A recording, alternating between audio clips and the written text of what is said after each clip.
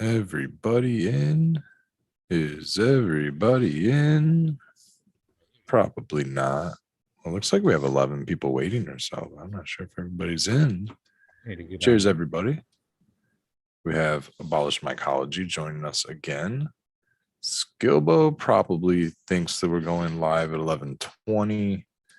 He'll be here. Yeah, he'll be here. We have Becca meets Cannabis. Becca Hi, here guys. again.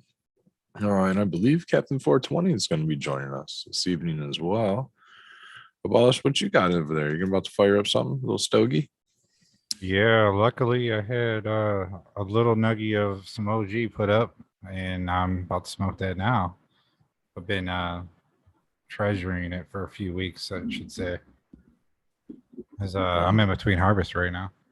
Oh, nice. Mm-hmm. What do you got? I know you've been showing some photos off there. It looks like we do have a few people joining up in viewer land. Haven't seen anybody in chat yet. Shout out. So if you're out there, toss one in the chat. I know we usually go live at 11:20, but we went live just a couple of minutes early just because of the block settings. It was either 11:15 or 11:30, and I didn't want to put off the show. So I figured we go live. Abolish just so happened to pop in. So you guys get the pre-show right now. There we go. Yeah. We got Baba Rambud. Cheers. And we're just showing off that monkey head a lot lately. As you mentioned it, and that was actually, I want to talk about it on the show, but we got a little past it. That one actually is a 1-to-1. Oh, is it? 5 different phenols for us to try out. So is that all that's in that tent? I was going to ask you to kind of tell me what we had going on in that. No, I in the Frugal Force chat. Yeah, that tent in particular has 5 monkey heads in it, 2 abolished OGs, and one sour melon. 2 abolished OGs and a sour melon. Oh, dude, that's a hot tent.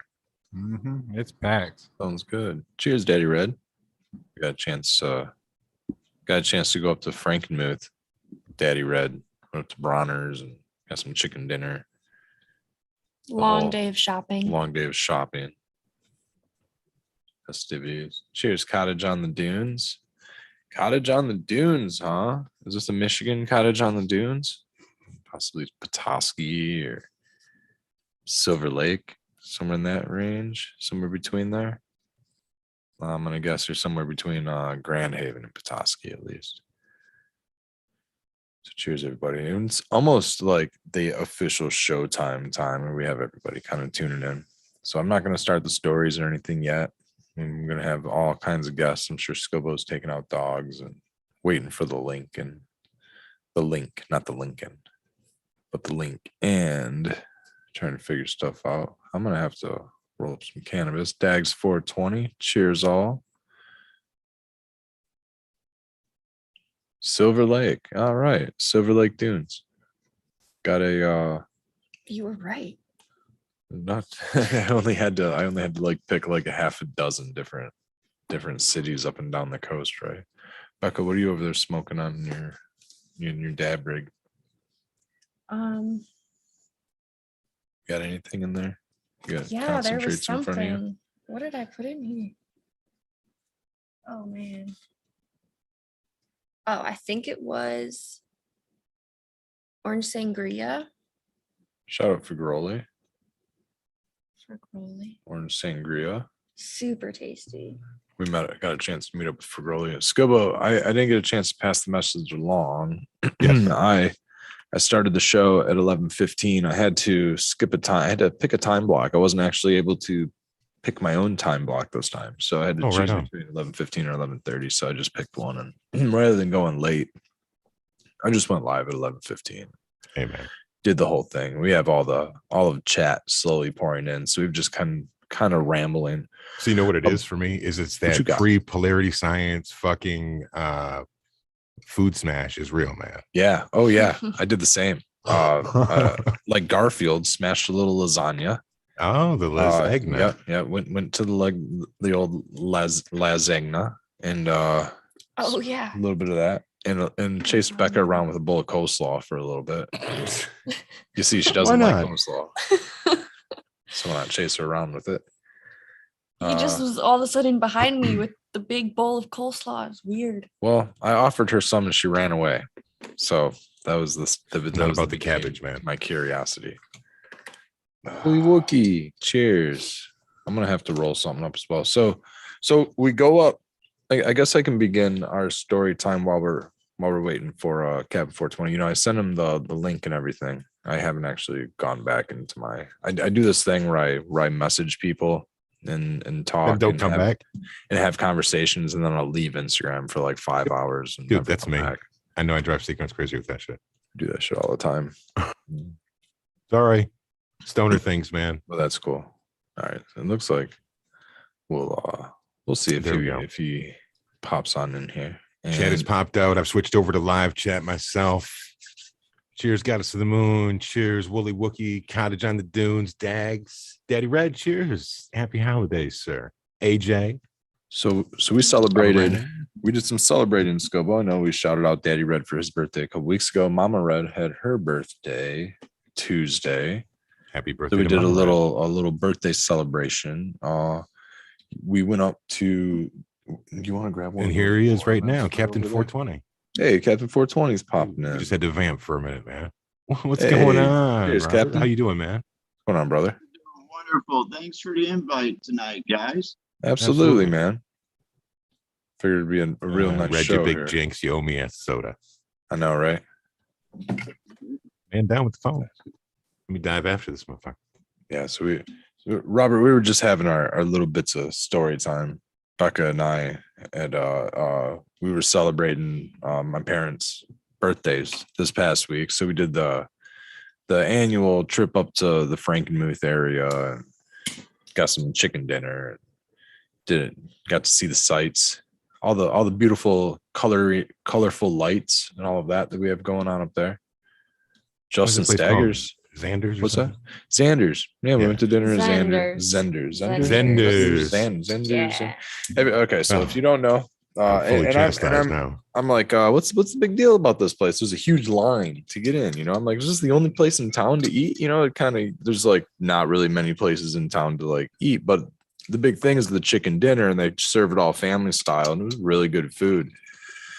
All the wait staff comes out and they're dressed like I don't know, maybe like early 1800s or 1800s style, probably original period, Victorian era in which the building was actually built, had some original rooms and things.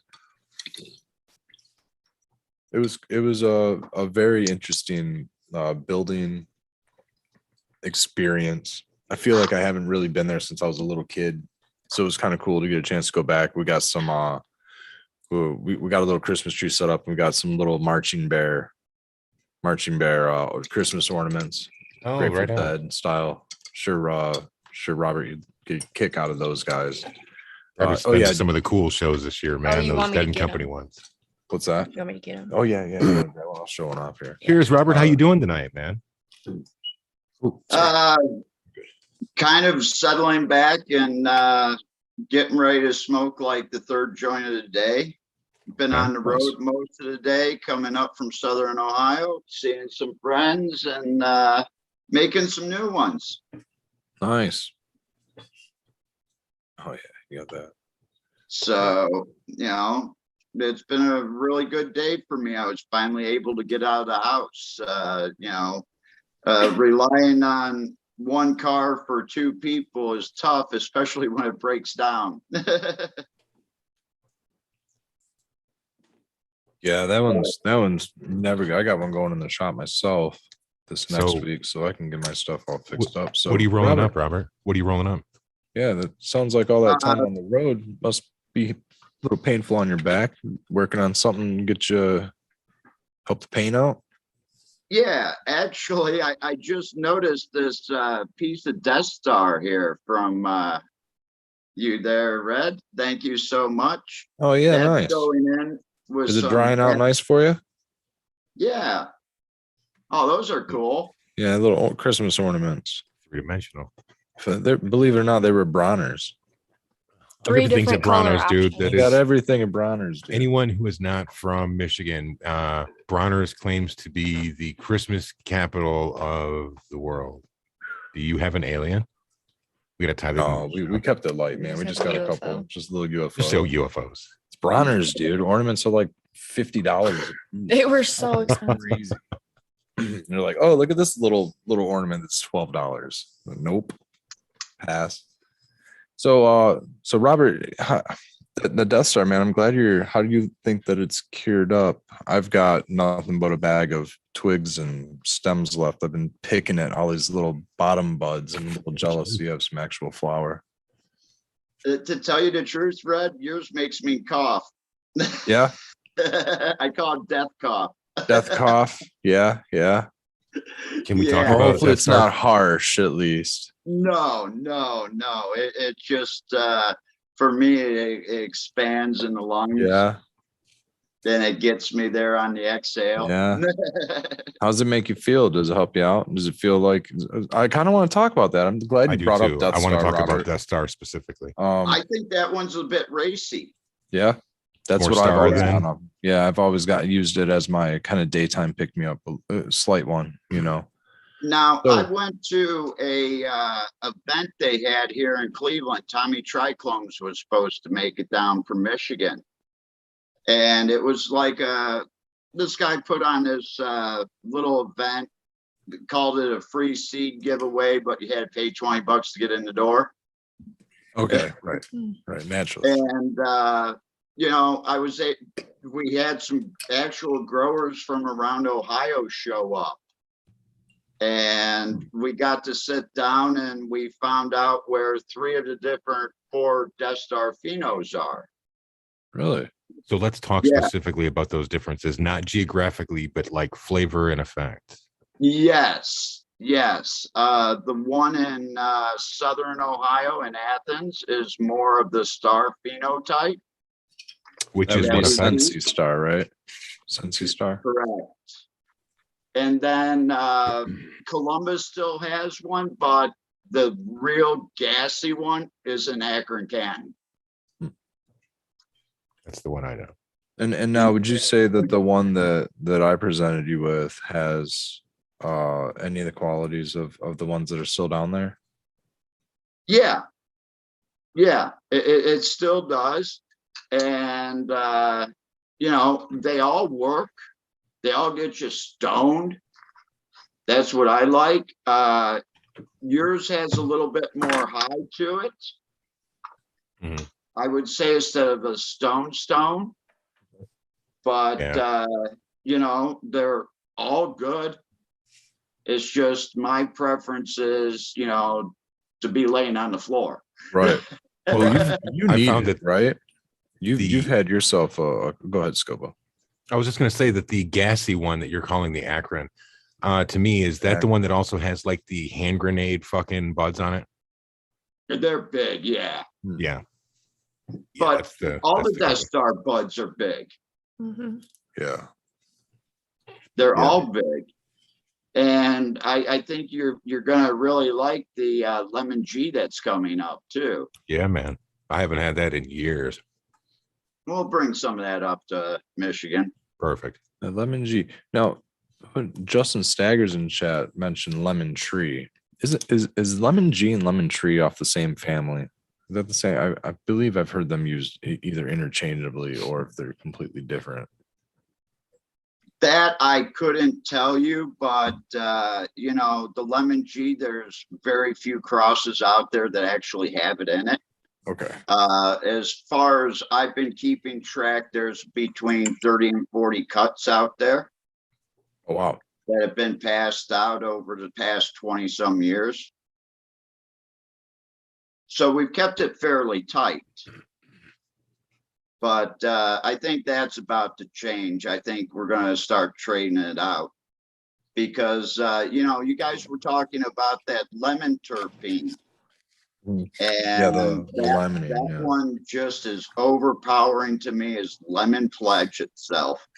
I grew up with grandma using Lemon Pledge, and I got some of that in my mouth time, and that's exactly the way it is. It puts a wax coating on my dentures, and it's like, damn, that taste, that smell, it won't leave my mouth until I brush my teeth. So we're talking about all these old school genetics and stuff. Yeah, you hear I that? don't Chad? know if 20 years. Yeah, I want to talk for a second. Is like true interview style. When did you Cheers, Stoney. like get started in like popping your own Yes. beans? And you and I have had several conversations, and grows. we've talked about how your thing is to find those cuts and then to hold them and to basically run a nursery with those and to keep those in perpetuity. Yes, that's what we've been trying to do. And what I would really like to do in Michigan is open up like a craft cannabis nursery where we can actually hold some of these strains. And, I'd really like to work with them because they're nice and easy. They don't end up with 16 or more phenotypes when you cross them. So they're really easy to work with, but, finding people that will actually be able to hold on to a strain for 10, 15, 20 years is really tough. And especially in Michigan, we lost the UK cheese that we had, which is different than every other cheese I see out there. Lost the Afghani mango that was in Michigan. I got to take that back. The Southern Ohio Afgoo, that was lost in Michigan. They were lost to powder mildew. And there was nothing that you could do. It was just game over.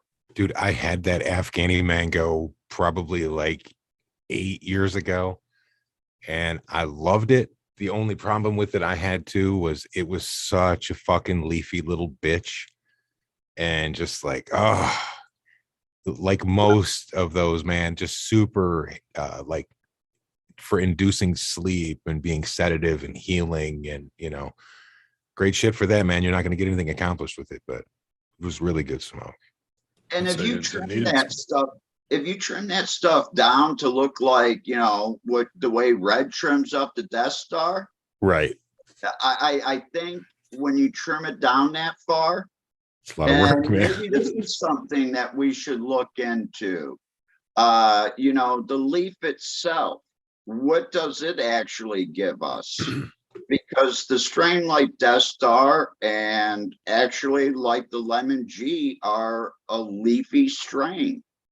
So there's a lot to trim off. And if you go to trim it all off, you're going to end up with little fucking buds. Exactly. And the thing is you're talking about, with those, there's so much labor on that Affy mango because you have to de-leaf the fuck out of it or you're going to run into that powdered mildew issue. Where a lot of it ends up bam, in dead spots. Yeah, most exactly. Most of the flowers go to hash. You get the big tops, and then you get a lot of larf. From there on. Not to say that it's not good quality material, because it is. I mean, I'm sure it tests just as fine as anything else. It's just a little bit more opened up, and so the bag appeal on it, the density of it is just a little more lacking. So there's no density on that Afghani mango. She's a sponge. And that's where I use that stuff for my personal smoke. Fortunately, I like the effects of like the racy cannabis or something that is like that. But like if it can be effective to the grower in that sense. Here? Yeah, that's here. That's an airplane flying by. I thought it was the Red Setter Farm, petting farm, 3rd floor. Dude, we got a raccoons and shit up there rolling around. We're on a flight path, all kinds of stuff, man. You're like a sound effects record from the 50s. You get that joke. I love it. Yeah, so Captain, I really loved all the stories about the Death Star, man, especially because that is one that I've held it for a long time. I've had it since like 2014. Can we lay a breadcrumb here for that? Can we talk about the beginnings of Death Star and all that? That's what I love to talk about. We can if you want. Basically, we took a Paradise of Seeds Sensi Star, and we crossed it with a sour diesel that was very fuel smelly. It was definitely on the diesel side. So this wasn't the lime smelling one that's more common commonly found. This is probably This is the like gassy one. the East Coast gas smoke. That's what I'm thinking. Now, like everybody else, that sour diesel has been changed names and, well, this person says they have it and things like that. And, I've been out trying to buy some sour diesel seeds, like even Aficionado's AJ sour. I tried getting that, and it was sold out. I think that one may come out again in seed form. So, but that was done. I won't mention exact areas, but the big production of it was done in the middle of the state. It made it from there to Pittsburgh to Cleveland, all around that I know in Ohio, from that one location. And then it was eventually given out. The people ended up moving out to Las Vegas with it. And from there, I don't know what happened to that group. I lost contact with them. What kind of year are we talking? Like early 2000, 2004 era, something like that? Death Star came out, and it was about 2005, 4 or 5. It was done quite early. I'm sorry, I'm sitting here trying to talk and roll a joint too. Doing stupendously. We're doing the same thing. I finally got this. I got a little streaming. rainbow driver packed up here. So 2005. So we're talking about 16, 17 years ago. Man, yeah, this is. I call it a legacy strain. First time I had it was 2011 is the first time I smoked it. And that's why I always go back to, everybody thinks that I hate it when they use like, oh, there's the Michigan one and the Ohio one. And they're like, da. If it's the gassy one, man, it's a really nice stone in medicine for me. So I can see why, if it comes into your hands, you hold it. And for me, the cut that I have has always been my go back to. Like, I'll get burnt out on it. I'll smoke, you just have such a big yield of it. There's so much of that larf that I'm smoking so much of it. I just get burnt out on it. Yes. And then come back to it. Finally, it'll get back into rotation 6 months or a year later. And I'll smoke and I'll go, man, I missed this. I needed this. For me, I need that. That's my daytime crave. I smoke a lot of limonene. I smoke a lot of limonene, like the citrique for a sativa, for a stimulant for me. But it boosts my anxiety just a little bit too much, where the Death Star will boost it'll act as a little bit of a stimulant, but it won't boost my anxiety as much as the limonene or this rainbow driver. Even I think it's a terpenoline heavy. I really love that Death Star, man. And so it's always kind of been my go-to, and it's really cool when we got a chance to talk and you started breaking down the history of it, and I was just totally blown away at how close to there you go, Skilbo.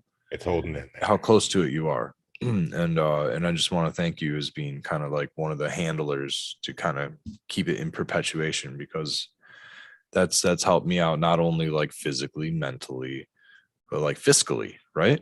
For sure. It's helped me out in life as a caregiver, especially you're holding medicine for somebody. Yep.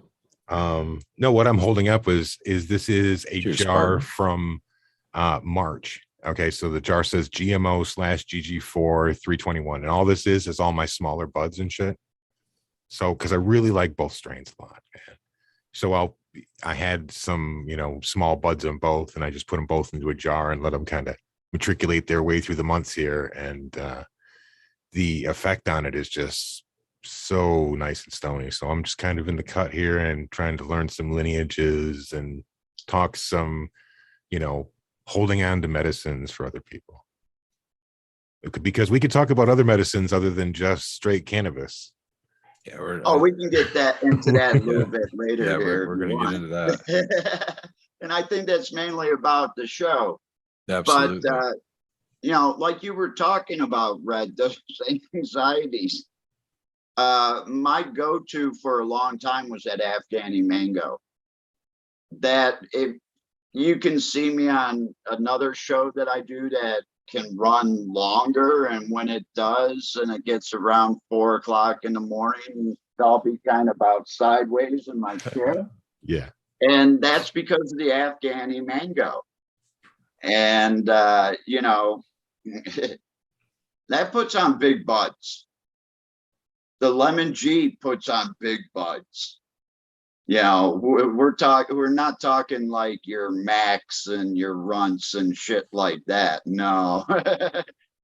These are plants that there's a reason why we kept them around for 15, 20 years, is because they still do what they do, and they put on the weight. They do what they do. Yeah, you just don't see that in a lot of the modern cultivars.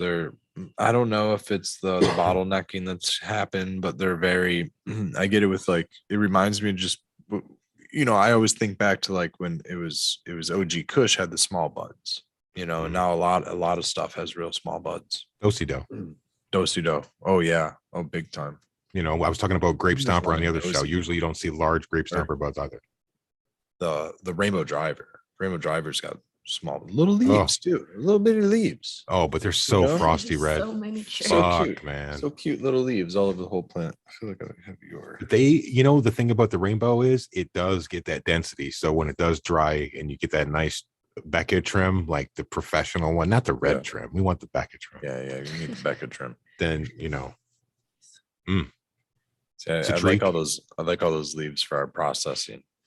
Keep them around for us. So what's your typical thing on how would you guys?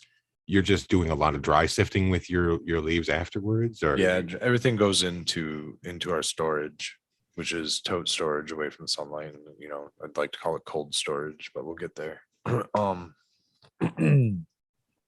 Dry sift, and then from there into RSO, but or bubble hash, one or the other. Just trying to pull as many trichomes off as we can, and then the biomass gets composted. Dude, I still need to come over for that hash session. I just want to, work the ice bath with you, man. The fucking the washing thing. We talked about that a long time ago. We were like, oh, we got to do this, man. And then life happens and shit. Oh, you can be his assistant. Perfect. No. I'm there as an observer to watch and observe you as you hold and struggle those big bags and just do good. Becca helped. She was helping out, doing all the spray outs and all of that. A good thing to do with that. I know this probably no one else does this, and this is some ghetto fabulous shit. Is you can take a rope ratchet and you can wrap it a couple times around the head of the bag and then hook it up so that it just hangs over top and drips all the rest of that shit out for you. Yeah, chat. Because those bags get heavy. Chat. Robert is still with us. He's still with us. He's just cameras off for a moment. Yep. We had Tony Rockefeller. Yeah, my platinum garlic has super small buds, but they're so grapey. I was smoking that this morning, man. I don't know if yours is grapey though. I got mine from Doc Dankenstein last year. So check this out, man. We're gonna get into the deadhead zone here in a minute. What do we got? When Captain comes back, I have a very important question to ask him. But this is Casey Jones. I grew that before. Me too, man. Yeah. And it's been so long. I had to actually what's the get a cost little on that? gift from a caregiver yesterday and supply him with a little donation. And check out how purple this Tropicana cherry is. I thought that was your bud, man. No, dude. No. These weren't my buds. I didn't get a chance to talk about them, but these weren't my buds. We went up to look. I got a new shirt on. This is, you can't see it actually. Boop, there it is. Genesee County. Stopped into GC3. Yeah. To do a little safe access, safe transfer. Met up with Fragoli for some dabs and some body butters. It's Christmas time, man. We got lots of gifts. So Shout out to him. The Clementine.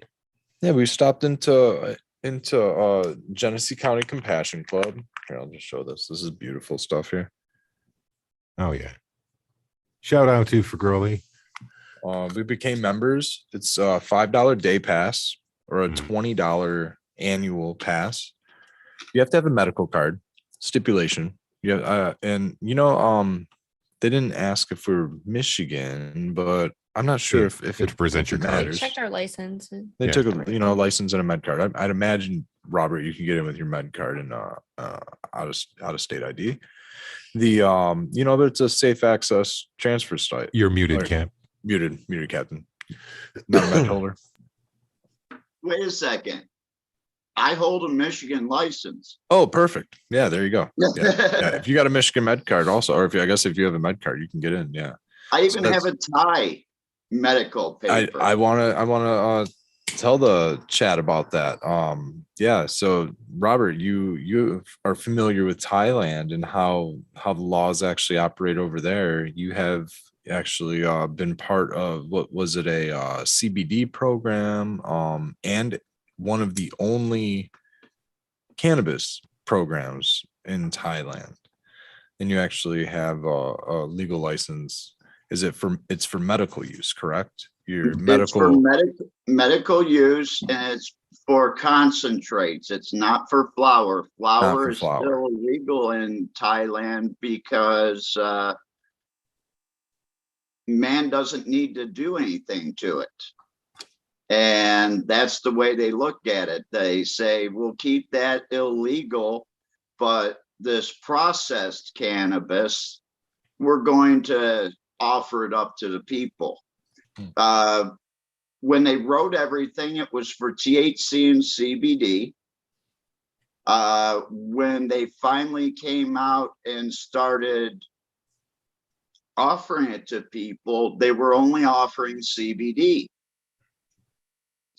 But now things have changed, and like anything, they're learning, and they're learning on a fast track.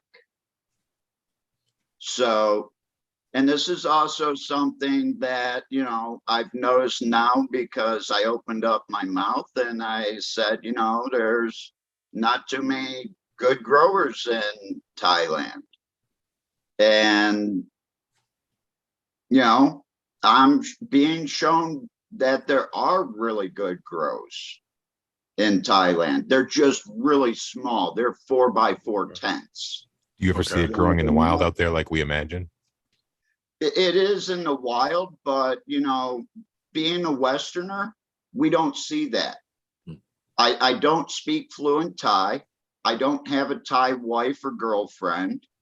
So that kind of shuts me out of a lot of things, and I don't get to see it.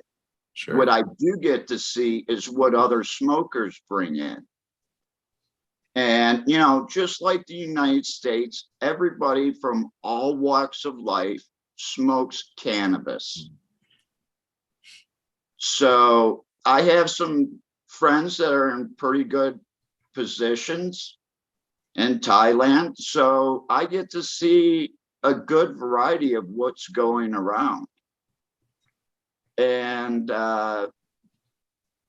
basically, the stuff that I got to see was grown by Westerners. Skywalker OG, right?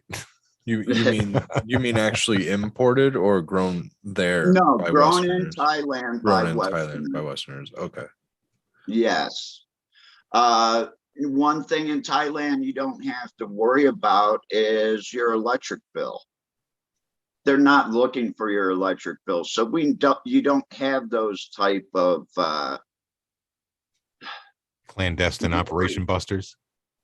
worries. Yeah, basically, if you don't tell anybody and people don't smell it, then you're all right. Just like back here. And don't get carried away. The grows are a lot smaller. A lot of grows that I went into early that I had access to them because they wanted me to fix their problems. Some of the problems came up like people using reservoirs that were opaque. Getting Well, growth in there. You end up with growth in there. Oh, You can't do that. I walked into a garden and a guy's been saying, you know, I've been re-vegging these plants for 6 months and they're not growing. He took all the bud off the plant. So he's only got a plant with leaf. Oh, yeah. And he's got Bum, bum, 3 bum, of bum. them in it. Nothing to grow out of, right? Sticks, man. So for 6 months, he was keeping vegetative growth alive. Yeah. And that was it. So, you know, little things like that, it's all a learning process to them. It's brand new. When I was leaving, they were just coming out with some sort of grow book in Thai. I think that was probably like the Ed Rosenthal of Thailand, starting a cultural revolution to get everybody to start learning, be able to grow for themselves over there. Is it still taboo? How's the culture respond to it They over still there? like the culture the people want it. Do they? Good. They want it, and they want to be able to smoke the flower. They don't want to have to go and have something that has been processed. What kind of processing? Are you talking like oils, tinctures, Tinctures and oils. tinctures and oils? So no hashish, nothing like No, not no that kind of kind sewer shit, just straight. Yeah. Okay. no hash, no flour. Nothing That's smokable. all still illegal, Okay. Mm. Okay. and it still carries jail time. Okay. And, you know, if you get caught in the wrong position, it can mean a lot of jail time for you. Like you know, years and years. when they talk about people, you know, getting displaced in prisons and jail systems, that's what happens to you over there. So, But the thing, you don't have someone constantly going to them and saying, where is this person? Where is this person? Because you're 10,000 miles away. right. And then to get someone to actually answer you and to give you a straight answer is completely different too. You have to understand cultures. And with the Thai culture,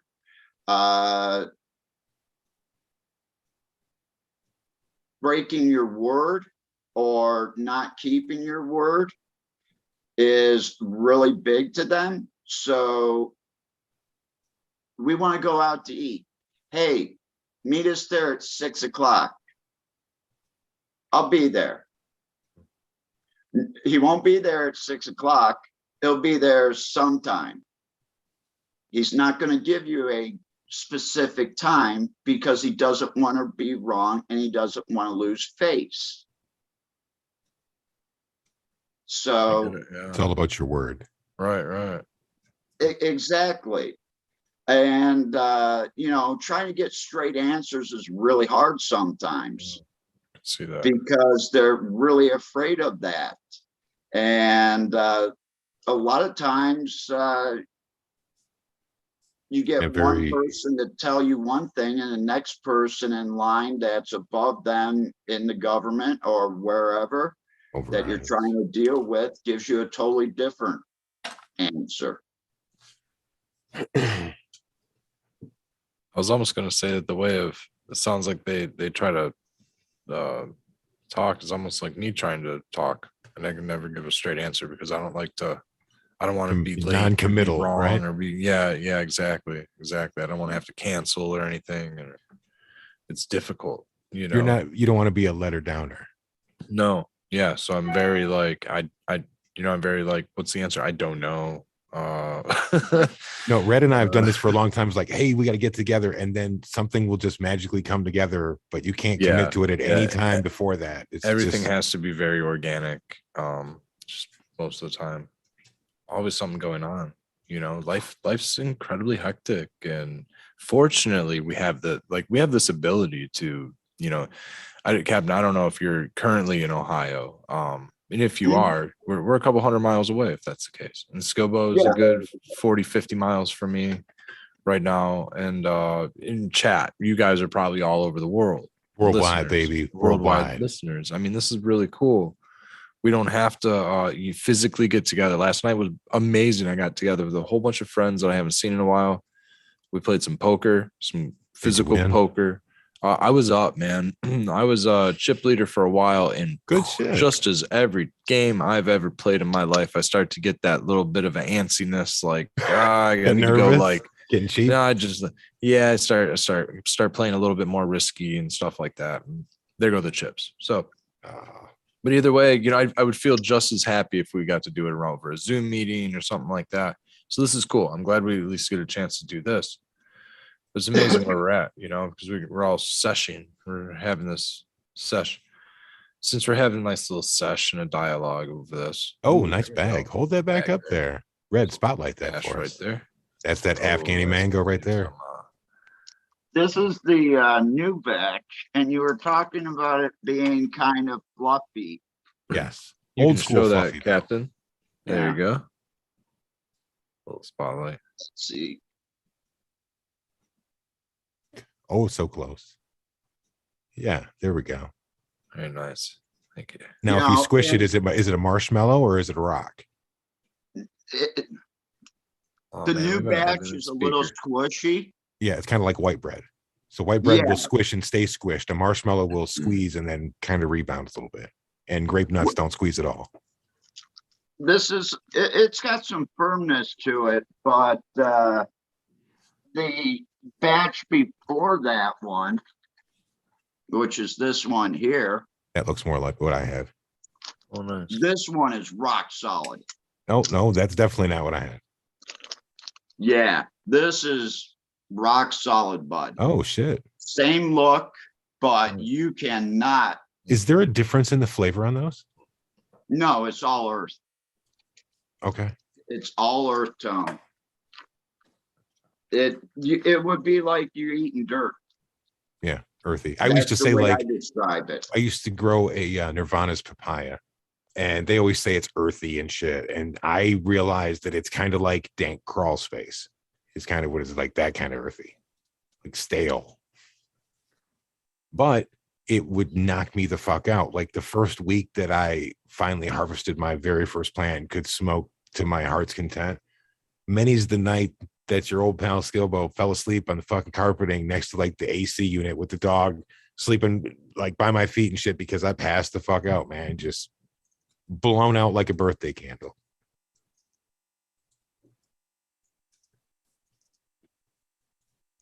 I'm over here noobing, being a noob, and I hope you Just can muted hear my out? yeah, can you hear my typing? I should have muted. Nobody When I types in the was- chat like Sequence types in the chat. When I was at Motor City, I picked up a strain called Levin Roses. It's an old strain, but it's one of those indicas, and I was happy to pick it up.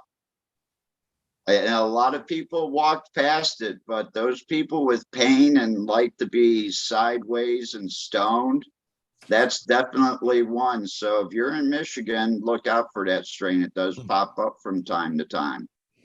So So Cap, that was you just said in Motor City, med At the racetrack there. at the racetrack, Clio. Clio. Yeah, in Clio. Okay. And I if I was in Flint, I'd go to Motor City instead of GC3. I'm sorry, they kicked me out. Did they? Yeah, Oh, okay. So you already know. I know about that. I have 4 or 5 shirts. Do they give you a free t-shirt with your $20 Yeah. membership? Yeah, that's Okay. cool, man.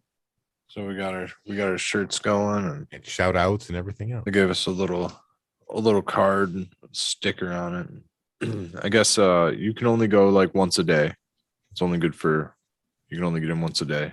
Make sure you're not doing multiple transfers and stuff like that. And Is that what it was? What Oh, that okay. was for? yeah. So only the one a day, and then there's caregivers on site, things like that. You get there early enough. Is that every day or just weekends or something? Every day. Every day. Yeah. Oh, Darren yes. McCarty. Tony's Except talking about. Sunday. I'm not sure about that. I don't know. They were 7 days a week. That's what I thought. I thought they were 7 days a week. She'll look it up. So Now, if you like cash, from what I understand, Mohammed is over at Motor City.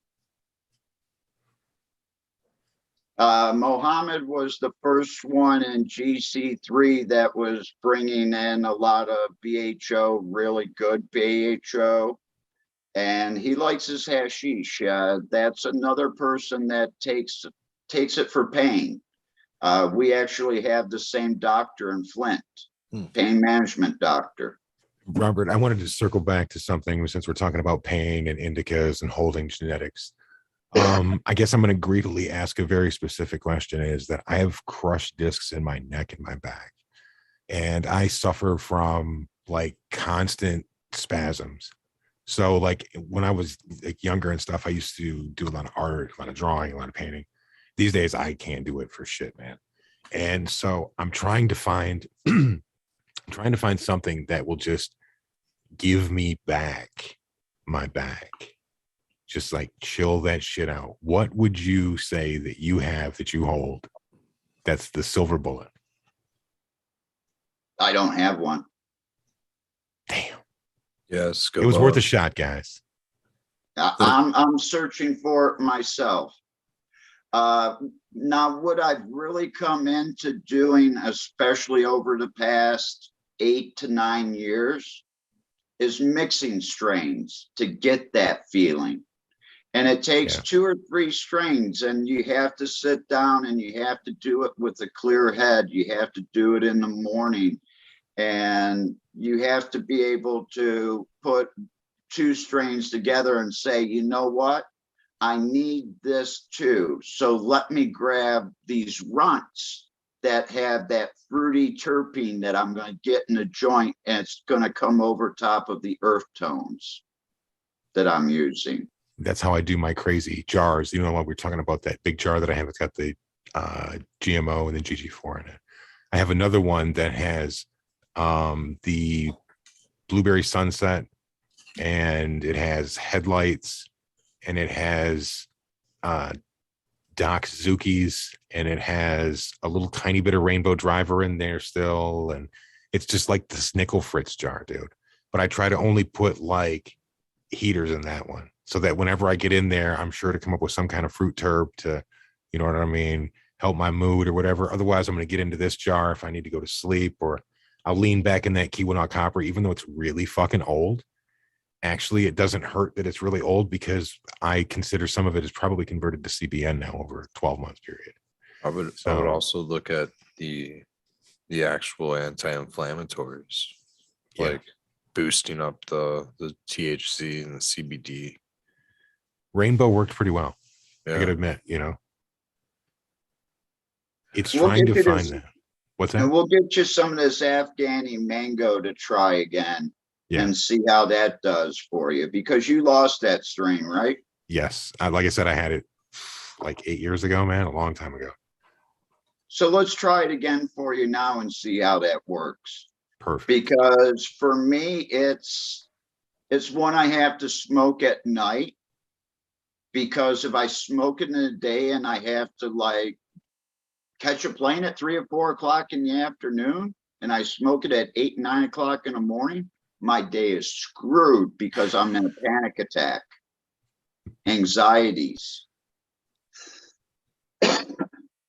And that's what I really liked about the UK cheese that my friend Mike at Double Dog Dabs did. That one gave me the same body tingle feeling, but it seemed to be a little bit more THC to it.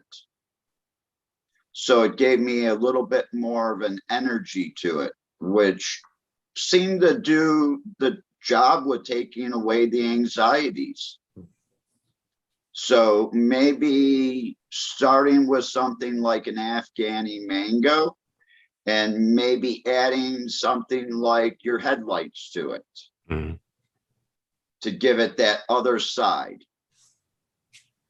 That's the trick. Yeah, I think he's got a nice. It's a nice And- idea there. And everybody's body's different. So, the only thing I can do is suggest to people. I can't say, hey, this is the silver bullet. This is the one that's going to do it. And actually, to tell you the truth, take a piece of paper and cut that sucker down into fifths. Yeah, man. Yeah, that And was the take other. about 30 micrograms of paper. And that works for Volumetric nerve dosing, pain. man. That works for nerve pain. Really? Yeah. Yeah, more anti-inflammatories too. I was thinking about trying to bring some mushrooms into the game, man. Not necessarily the psilocybin kind, but maybe The like lion's mane. the lion's I mane, would reishi go or something. Lions, man. Yeah, in your combination there. They're even talking about lion's mane and LSD. Well, that's what I'm talking about, right? Yeah. Specifically. Yeah. You know what I'm talking about, back. Robert, I would like to ask how many I probably have asked you this question, I'm sure. How can you count? Do you know? I'm not sure if you know. How many Grateful Dead? How many Grateful Oh. Dead shows? have you been to? I thought you said how many. Ages. How much Ages. How many dead shows? Yeah, how many Dead shows have you walked through? Or parking lots, I should say, if you walked through. A lot. I like that You know, number. sometimes That when you it's can't throw a easy- number, that's When did you get on the Sometimes bus? it was a lot easier to show up and listen to shows that you couldn't get tickets to or you couldn't afford just from the parking lot.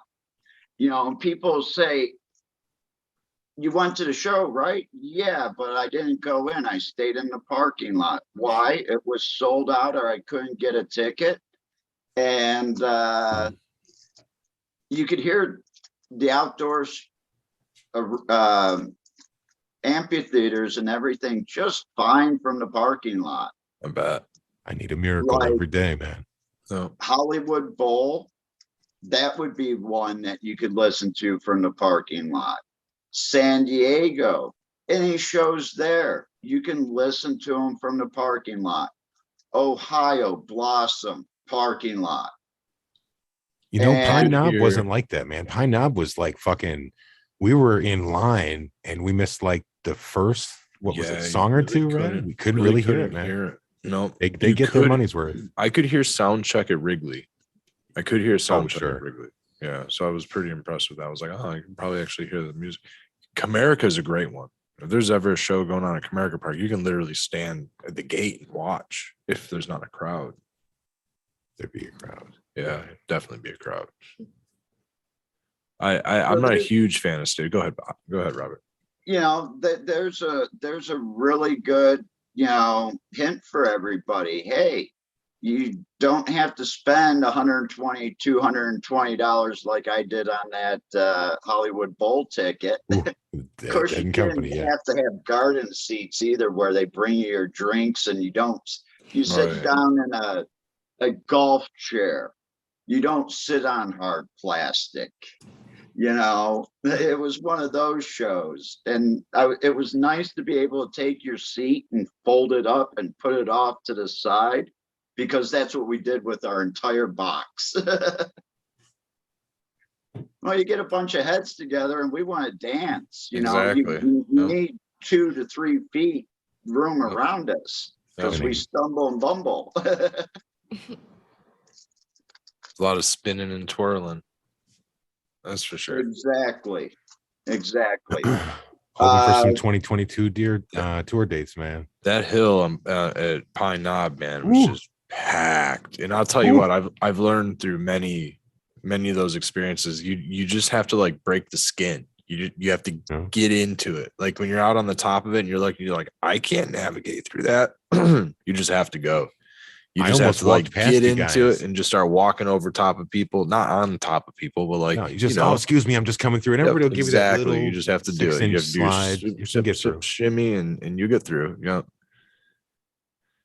And Dancing with the Dead, that has given me that power to do that. Walk through a crowd and Yeah. be into the music, be into it, be happy, and be able to turn this way and this way as you're going through the crowds and Yep. just shoo, right where you want to go. Jedi yourself there. Become nimble with the sound of the music too. Now that's something. Have you ever taken you guys call it a hero dose. I just call it a large amount of good fun. But have you ever seen like sound waves from speakers being like vibrations in the air and the notes being like in the air itself? The It being like first thick music, thick air. one of the first times I ever actually experienced psychedelia, it was off of maybe like a gram or two of mushrooms. And I kind of experienced that. I like saw the music waves and I was very intrigued by that. And I don't think I've had that happen on LSD. Well, I take that back. I had that in theory. It kind of happened a lot when I took whatever research chemical I got dosed with, but I took 2 tabs of some white blotter paper. It was passed off as family acid. And it was very, very vivid. Far too intense than anything I'd ever taken. Melting everything. So it worked, is what you're saying. Yeah, no overtime. Yeah, we had a little bit of a tolerance. I was kind of confused. Yeah, or the tolerance went away. I don't know. Could have been real. I still think that it was I still to this day think it was fake. Like it really just it Why do you think that? um Just too strong for 2 hits? yeah. How thick was it? It was pretty thick. Pretty thick. We were dropping 300, 320 on it. I can imagine. What confuses me is the price point. It was pretty cheap, you know. Well, no, see what happened after the dead went away, we had the festival scene. And what was being put out was really weak shit. Yeah. I will call it. It was like 100 mics, And that's what I 75, was 100, probably used to. 125 mics, and that was it. No. So I think it was about 2002, 2003. Is that due to That the we- thickness of the paper? that we kind of bitched about it, and they said, okay, we're going to take care of your guys' fucking ass. And they dropping like 300 mics on a fucking little piece of paper. And people are like, oh yeah, we're used to that. Give me 3 or 4. And then all of a sudden they're eating 900, 1200 mics, and they're like way out there. Yeah. Yeah, because that's the only thing I could ever think of was either it was a research chemical or we ate 600 mics. Is it 600 plus? That was the only thing I could think of, because no, I've had those nights where a 10 strip disappears and then you get puddled and all of that. But again, if it's 50 to 100 mics, you're still only at the most taking 500 mics throughout the course of 12 hours or something like that. Getting dropped with 600 right off the rip is a completely different experience. Now the duration wasn't much different. It was only about an 8 or a 10 hour duration. And maybe I never knew. I didn't test it, right? And there's the thing. I didn't drop it. I didn't hit it with a Hoffman reagent. I didn't hit it with the Elrich reagent. I didn't hit it with a Marquis to see if it was a research chem or anything like that. Those are a few good fail safes, you know, at the time. If I knew that I would have had them, you know, I would have at least been able to, I would be able to know today, right? And say, yeah, that's awesome. That was 300 mic. Because what I ended up doing was I got rid of it. I made sure I got rid of it. I didn't want it. I got rid of it. I didn't want that shit. I didn't think it was real. So if it was real, damn, I would have kept that and it would have lasted for a very long time, because I would have been able to take tiny little pieces of that paper Think about that, man. I mean, 50 mics is great. Probably somewhere between 20 and 50 is my go-to. I like that dose. Oh, I'm sorry, I'm tugging on her cord. That's okay. 10 to 20.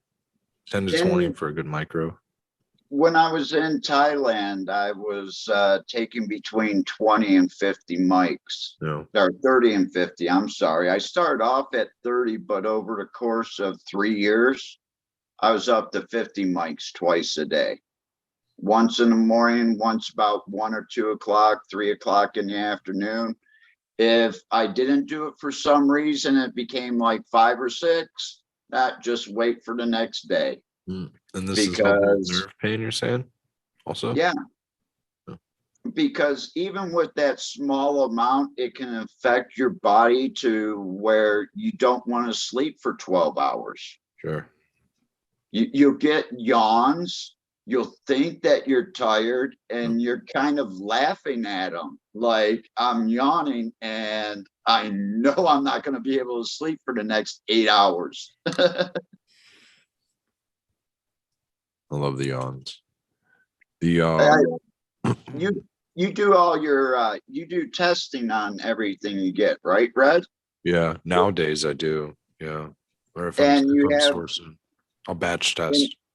And you said that you have a couple different things where you can test it with one chemical to see if it's a research chemical. Yeah, So you there can are. actually pinpoint what type of like LSD it is, or can you No, just give a? you can't. If it's LSD, it's LSD. But if Okay. it's 2CI, it would you could determine if it's 2CI. If it was any other class of an entheogen, it would even tell you FLAD. It would tell you 1P-LSD. It would tell you what would be another analog. It would tell you analogs of LSD. That's all through a color wheel, right? That's all through a color wheel. Yeah, but they'll drastically change, and that's with the same reagent. Now you can find the ones with more difficult safety profiles on them are the NBOME class ones, the 25I NBOME and some other. They're phenethylenes, very similar to what mescaline is. Different than your natural tryptamines. Well, I guess mescaline is natural, but they play on the receptors slightly different. The way that they apply pressure to the serotonin receptors. I'm saying that totally different. They're not applying pressure, but the way that they act on the serotonin receptors is just different. Yeah. So you have your classic like entheogens, which are tryptamines, and that includes psilocybin and DMT and LSD. And I'm sure there's a many more because just analogs of LSD are included in this. But those have a relatively low safety or a high safety profile. You can take a lot of the substance and it might affect you mentally, but not necessarily physically. Whereas something in the NBOME class, a very small amount of it can affect you, give you cardiac arrhythmia or just do all kinds of different things, affect your blood pressure and different things. In upwards of, just a few hundred micrograms. I've heard people going into cardiac arrest with like 5 to 7 hits of this stuff, 5 and 7 100 micrograms. So, well, that's one thing that's really gotten me because you kind of touched on it here. The difference between LSD and mescaline. A hammer, nail, and a sledgehammer and nail. Sure. Yeah. Because mescaline is in that family that LSD distorts time distance. Mescaline can make you see shit that's not fucking there. And that's almost why I thought that dose that I did take, those 2 doses that I did take was something different. It was like I don't feel like I saw anything that wasn't there, but I kind of got into that headspace that was more like a heavy mushroom trip or something. And again, man, maybe it was just a high dose of L that I just wasn't experienced with, but everything was melting around me. I had never experienced it like that, you know. My visual field was completely filled with colors. I don't know if that's a mescaline trip. That's kind of what I imagined it to be. Yeah, it can be. You right over there, Skilbo? Oh, dude, I took that fucking hit. This is some of that pineapple Thai crossed with sour strawberry D from 2020 when we did Oh, our grow nice. off. Oh, nice. Yeah, yeah. Talking about Thai, and then so I looked up and I read what Mike Arise said was phenethylenes I have known and loved, and I just fucking broke up and coughed like a mother. Oh, yeah, yeah. Cheers, Mike That's Arise. that's P-Cow. That's Alexander Shulgin, Sasha Shulgin's book. Go along with tryptamines I have known and loved. Those are available on Amazon, but try to find them at your local bookstore. Cheers, Hillbilly. Oh, Gotta yeah. grab something to drink. 2 hits, double dip, flying pyramids. And I'd always like to run into some pyramid gel tabs. That'd be interesting. I heard the black gold flake were good. 96, 95, 97. Yeah. What's the weight? What's the weight on a gel tab? Are they? Can those be a little bit? To me, that almost seems like it could be a little bit more precise because you could use liquid in it, and you don't get the variables of the unbalanced like blotter or something like that. No, because in the gel tabs, usually you weren't laying them at one time. It wasn't just one piece of gel. Oh, okay. A lot of Drop times they them. were multi-layers, like painted on. Oh, okay. Okay. I've had some that have actually broken apart into 4 or 5 different little pieces, and you'll get 4 or 5 little bubbles. And the reason why you were getting bubbles is because the fluorescent light fixtures in hotels were, you know, the covering on those had bubbles in them. Got you. Got it. Yep. Yep. Yeah, that was Yeah. something that was one of the Reddit hacks I saw is where the little pyramids came from, was the fluorescent lighting Yeah. fixtures. And I was like, that totally makes sense. I get it. It's cool. It's a light diffuser shape. It's really cool. Simple. I Little think I quarter can inch maybe square. find you a blue pyramid with a gold flake. I've seen those. I've seen those. That'd be amazing. That would actually be amazing. I was just gifted some. That's really cool. That's pretty cool. I'm curious about the quality of crystal also that's common in like today. Is it like 60%, 70%, 90% pure, or is does the term needlepoint exist, or is that all just like folklore? You know, from It what I was hear is 15 years ago. 15 years ago, from what I Yeah. hear is it was like a 90% purity rate was like needlepoint. That if you got needlepoint, you were getting the highest quality. Does that kind of And stuff exist today? I can't tell you because I've been out of the festival scene Gotcha. and that whole Yeah. scene, and mine comes from one source, and I don't question that source. Sure. Yeah, I wouldn't either. If I did, maybe the whole state would, and that would be Right. a problem. Right. So, you know, it's what I get, if the person tells me they're 150 mics, they're right around 150 mics, period. Sounds like they're pretty up there in purity then, if that's the case. I'd They imagine. are. Yeah. Because if it was like 50% pure, that would only be like 75 mics, you know, in theory, I guess. Well, if you're looking at that, it's just, it all depends on the chemist who makes it up. I guess. But Yeah. usually a gram is enough to lay 10 pages with. Right. Good God, man. Good God. I don't even know what I feel like I would have to be with a protected in 1,000? the presence Yeah. of that. I don't even know So what I have a question. Let's say that we have 1,000 hits. How should we store them long term? Do they decrease in potency over time? Is there anything you guys know about that we can drop as a breadcrumb here? Like anything else, throw them in a freezer. The only thing you're gonna have to watch and remember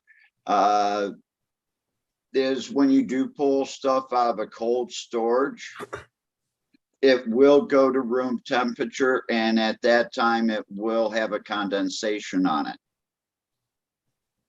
So, take that for what it's worth. If that does happen, lick the bag that they were in and have fun. But all this is mainly, it's laid with alcohol base. Yeah. So it's made for the alcohol, because when it hits your skin, it should dry immediately. You shouldn't be wiping it on other people. Right. Right.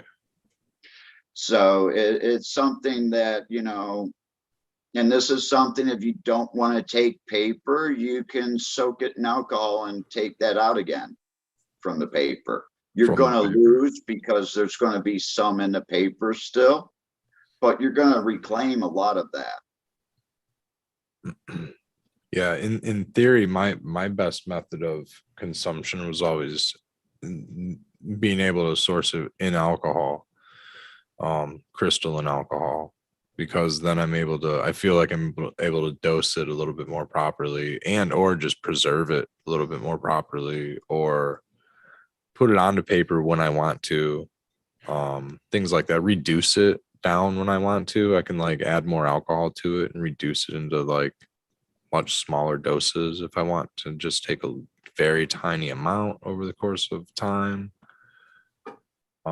That's always been my preferred method. Now I like paper because of the ease of storage. Also, I don't like that alcohol evaporates, right? You get a vial and then it evaporates away and you have to guesstimate where you were. Yeah. And so over time, you'll have to re-add alcohol to that. If it sits in your cupboard or your freezer for, a couple of years or something like that, you may be a half a vial shy. So you should always maybe mark it.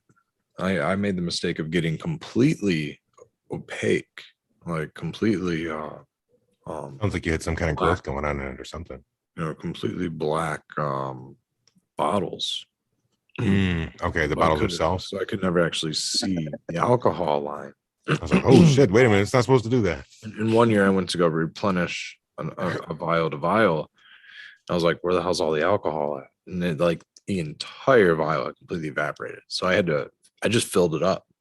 So, well, I had no idea where I started at, so I'll just fill it up from here and then go from there. It's for a microdose, Yeah, so I haven't known the dosage on that vial in years. It's just been reduced dosage. So it's nice to actually it's nice to get something where a dosage on, so you can compare doses. We say that was like 75 is what we were talking about the counter. That's probably around where that was. Yeah, that's probably proper. Yeah. Now that I can compare it to something that I know is like in the ballpark of 150, because I can take a quarter of that or a half of that, and over what 75 is like, and then I know that about and I'm about a 10 mic a drop on that vial, which is great. It's about right where I want to be, because I know I can take two and be right in that 20 to 30 mic ballpark. I don't That's know, my dude, microdose. Because I don't do it like that. Because I did mine in such a ghetto fabulous way. Right. I volumetrically dosed it by taking the exact same amount of fluids in this every single time and did a ratio game with it. Right. But Like I would you take could all say- that, and that's probably like 40 or 50 drops. You could And say it's super like strong. 10 drops per like square, or 10 dropperfuls per square, however you wanted to do it. Yeah. And then you know, like Robert said, though, when you remove your paper, you're probably going to pull a little bit of crystal back out with it. So might want to just save that for a rainy day. No, that's what I took his material to make that. So No, that's how I'm getting the most bang for my buck out of it. But I still need to do a proper deep dive on that and report back.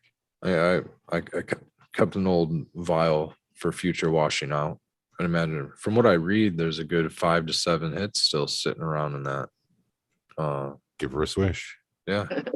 Yeah. Put some of that 190 proof you got in there, just a little bit of it. Exactly. Swish Fill it around, back up, shake it out. swish it Yeah. around. Yep. Then add that to the distilled water with the paper that you're going to use and figure it out that way. Get the best out of it. Make sure it doesn't any of it go to waste. I'll wash No, they it's call it too washing. precious. No, yeah, exactly. Yeah, it's too difficult to come by, you know.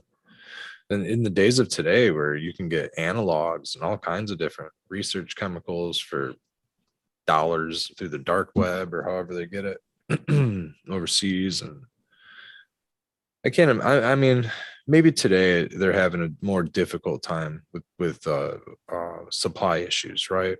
There's a lot of freighters that haven't been able to port in a really long time. So maybe there's issues with supply in the research chemical department, but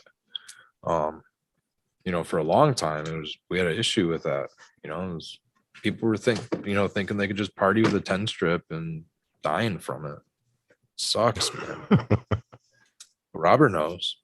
The people that died from 10 strips, and this I'm gonna come out and say this, you know, people that jump off buildings, jump through windows on acid, they're fucked up in the head to begin with. Oh no, Robert, I apologize. I'm strictly talking about the research chemicals killing people. Okay. Not LSD. Yeah, no. I'm on page with that one. No, there's I don't know how severe it is now, but about 10 years ago or so, there was a wave of these research chemicals that were, you know, if you took a 10 strip thinking it was LSD, it would actually kill you. Because it was lethal and you know, few hundred micrograms. Now I remember in the 80s they were trying to pass off the rat and mice poison sheets as LSD. But you know, yeah, that's really bad when they're putting stuff like that on paper and telling people it's LSD, and some people are saying, okay, I'm eating 2 or 3 and then dying because their heart stopped. Yeah. Well, and at the same time, it's also can turn somebody off if it's a first time exposure with it. You could go forth and be like, oh, that stuff's horrible for me. Whereas that could potentially be another tool in your box, like you were saying earlier about like nerve pain, if you're battling depression or something like that in a microdose. So, you know, and this goes back to Red talking about how you really should test things, and it doesn't take a lot to do it. You can take a corner and work it that way. Every generation has like this fear of it. Like Robert said, like in the 80s, there was the rat poison fear. In the 2000s, it was the research chemical fear. My my dad was exposed pretty much to the mind control fear. You know, the CIA was working with it, MK Ultra and all that stuff. You know, he's that age, right?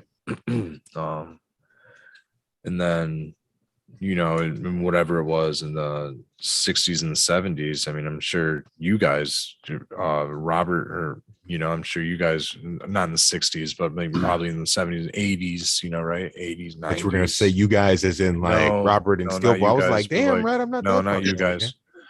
But like, no. But like, what would that be like during Reagan and all that, when they start throwing in all of these other just fears of what LSD is. And well, Robert was talking about the people jumping off of buildings and stuff like that.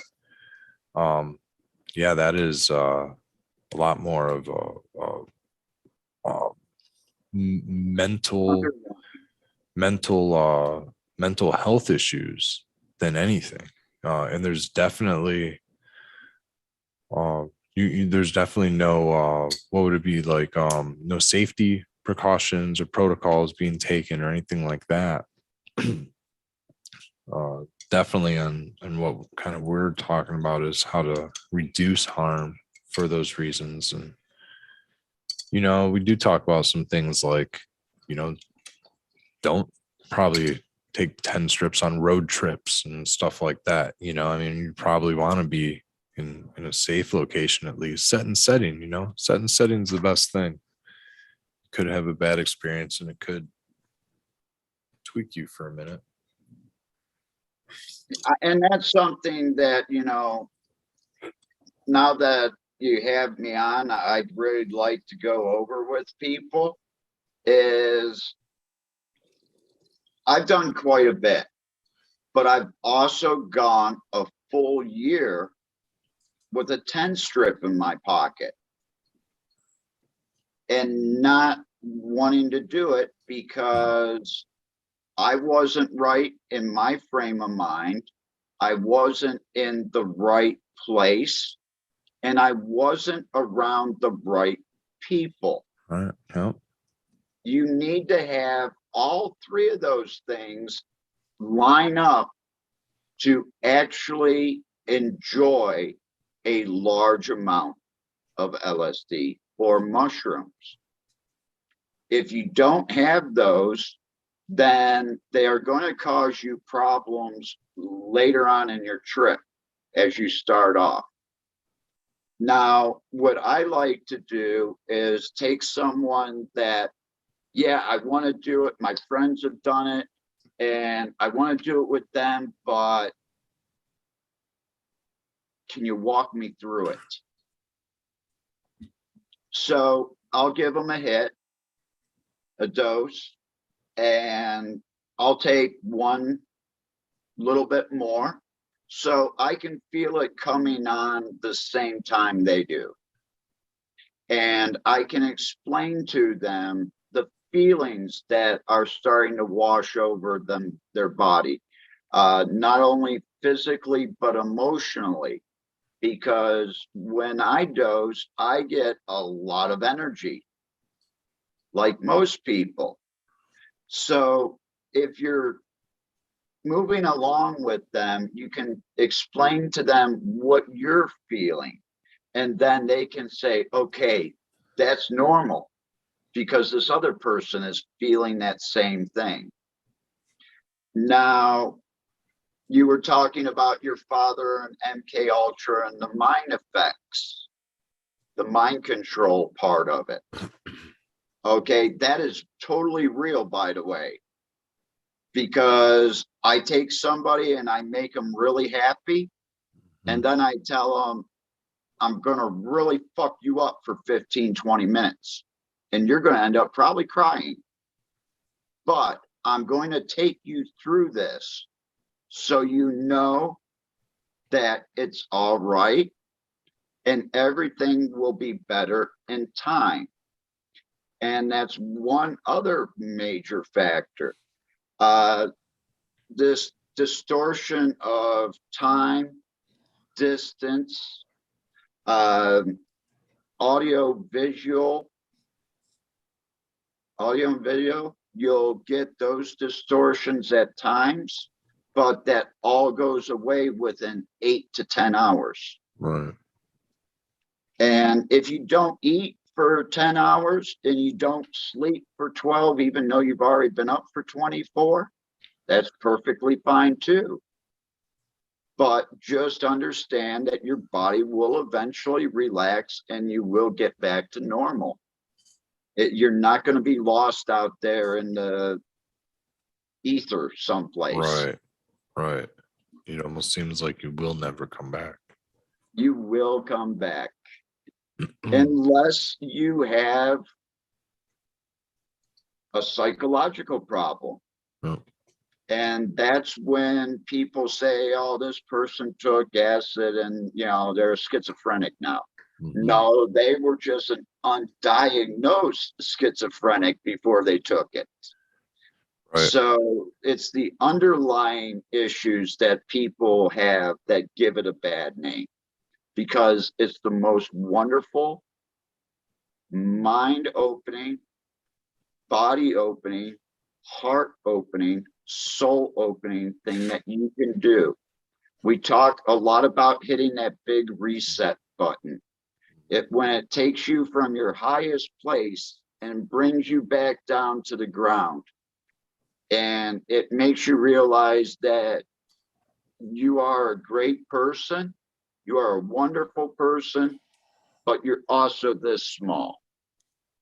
And everything else in life is bigger than you. I see the that's getting that interconnectedness reset. on everything, man. On larger doses, was realizing, like you're saying, that you're but just a blip on a screen for a moment and gone. But it's to be able to recognize the interconnectedness between all of us. We agree on so many things, and if we quibble about something small, then let's not focus on that. Man, I'm reading so many good things in the I chat. am too. Hillbilly Herb says the first time he came down from LSD, he was sad it ended. Yeah. That's why sometimes sheets don't last very long. There's been many times at 3, 4 o'clock in the morning playing Frisbee saying, God, this is the most wonderful feeling in the world. I wish I can keep it. Because you're just so happy and you're at peace with everything if you do it properly. That's such a anything you good do, word. Peace. anything you do should be done in moderation. Always moderation. Unless it's a 10 strip. That is moderation. You only took 1 10 strip. Tuesday. That's a lot, man. That's yeah. Oh, it's hold on to the chair going, yeah. That's wild. Yeah, I've been in that range, but I'm sure the doses were much smaller. I had much higher of a tolerance than I do now. I was probably taking a couple doses every couple days, and we're like, well, got to take 4 to feel anything, and that was probably like the night before, and then the next night I took 6, and then 4 more after maybe like a couple hours of like meh, and then another 4, and then another 4, and then got puddled, and it was a fun ride. Don't get me wrong, blast. It was a blast. Didn't want it to end. Was upwards in the who knows how many mics range. It was a fun night, but I had a tolerance. I was very coherent. I was very loose. I was very with everything that was going on, and it was very smooth. I felt great. It was a fun ride. It was How much did you say? unknown amount. Unknown. Unknown. Yeah, I was continuously dosing. I was fortunate to be in the presence of a good supply, and yeah, it was fun. Another buddy had a vial that he was washing out and was puddling people with, and I told him what I had taken. I asked him for a dose or 2, and he was like, well, how much you take? I was like, I took like 15 of this blotter, and he was like, well, Jesus, man, I can't get you anywhere. So he just puddled me. What does that mean? Like they put a puddle on your tongue. Oh. So it was like a puddle. Kind I of get it. Gulped it down. It was a decent amount. So yeah, it was fun. But that was probably the most I've ever taken. But I had a big tolerance, and then that dose, I don't know, within a few months later, shocked me, and like it gave me a total trauma to try it. And then I would forever be paranoid that I was getting dosed. When I would go to festivals, I would have freakouts, like going to the porta potties and stuff like that, thinking I was getting crystal on me. I would try to take a micro dose and like freak out. It was rough, man, for almost a decade. And micro dosing, like consistently, almost like through the pandemic, like the whole last year, 2 years, 3 years, almost 5. I've been microdosing regularly for like 5 years now. But more regularly in the last year, right? Last year and a half.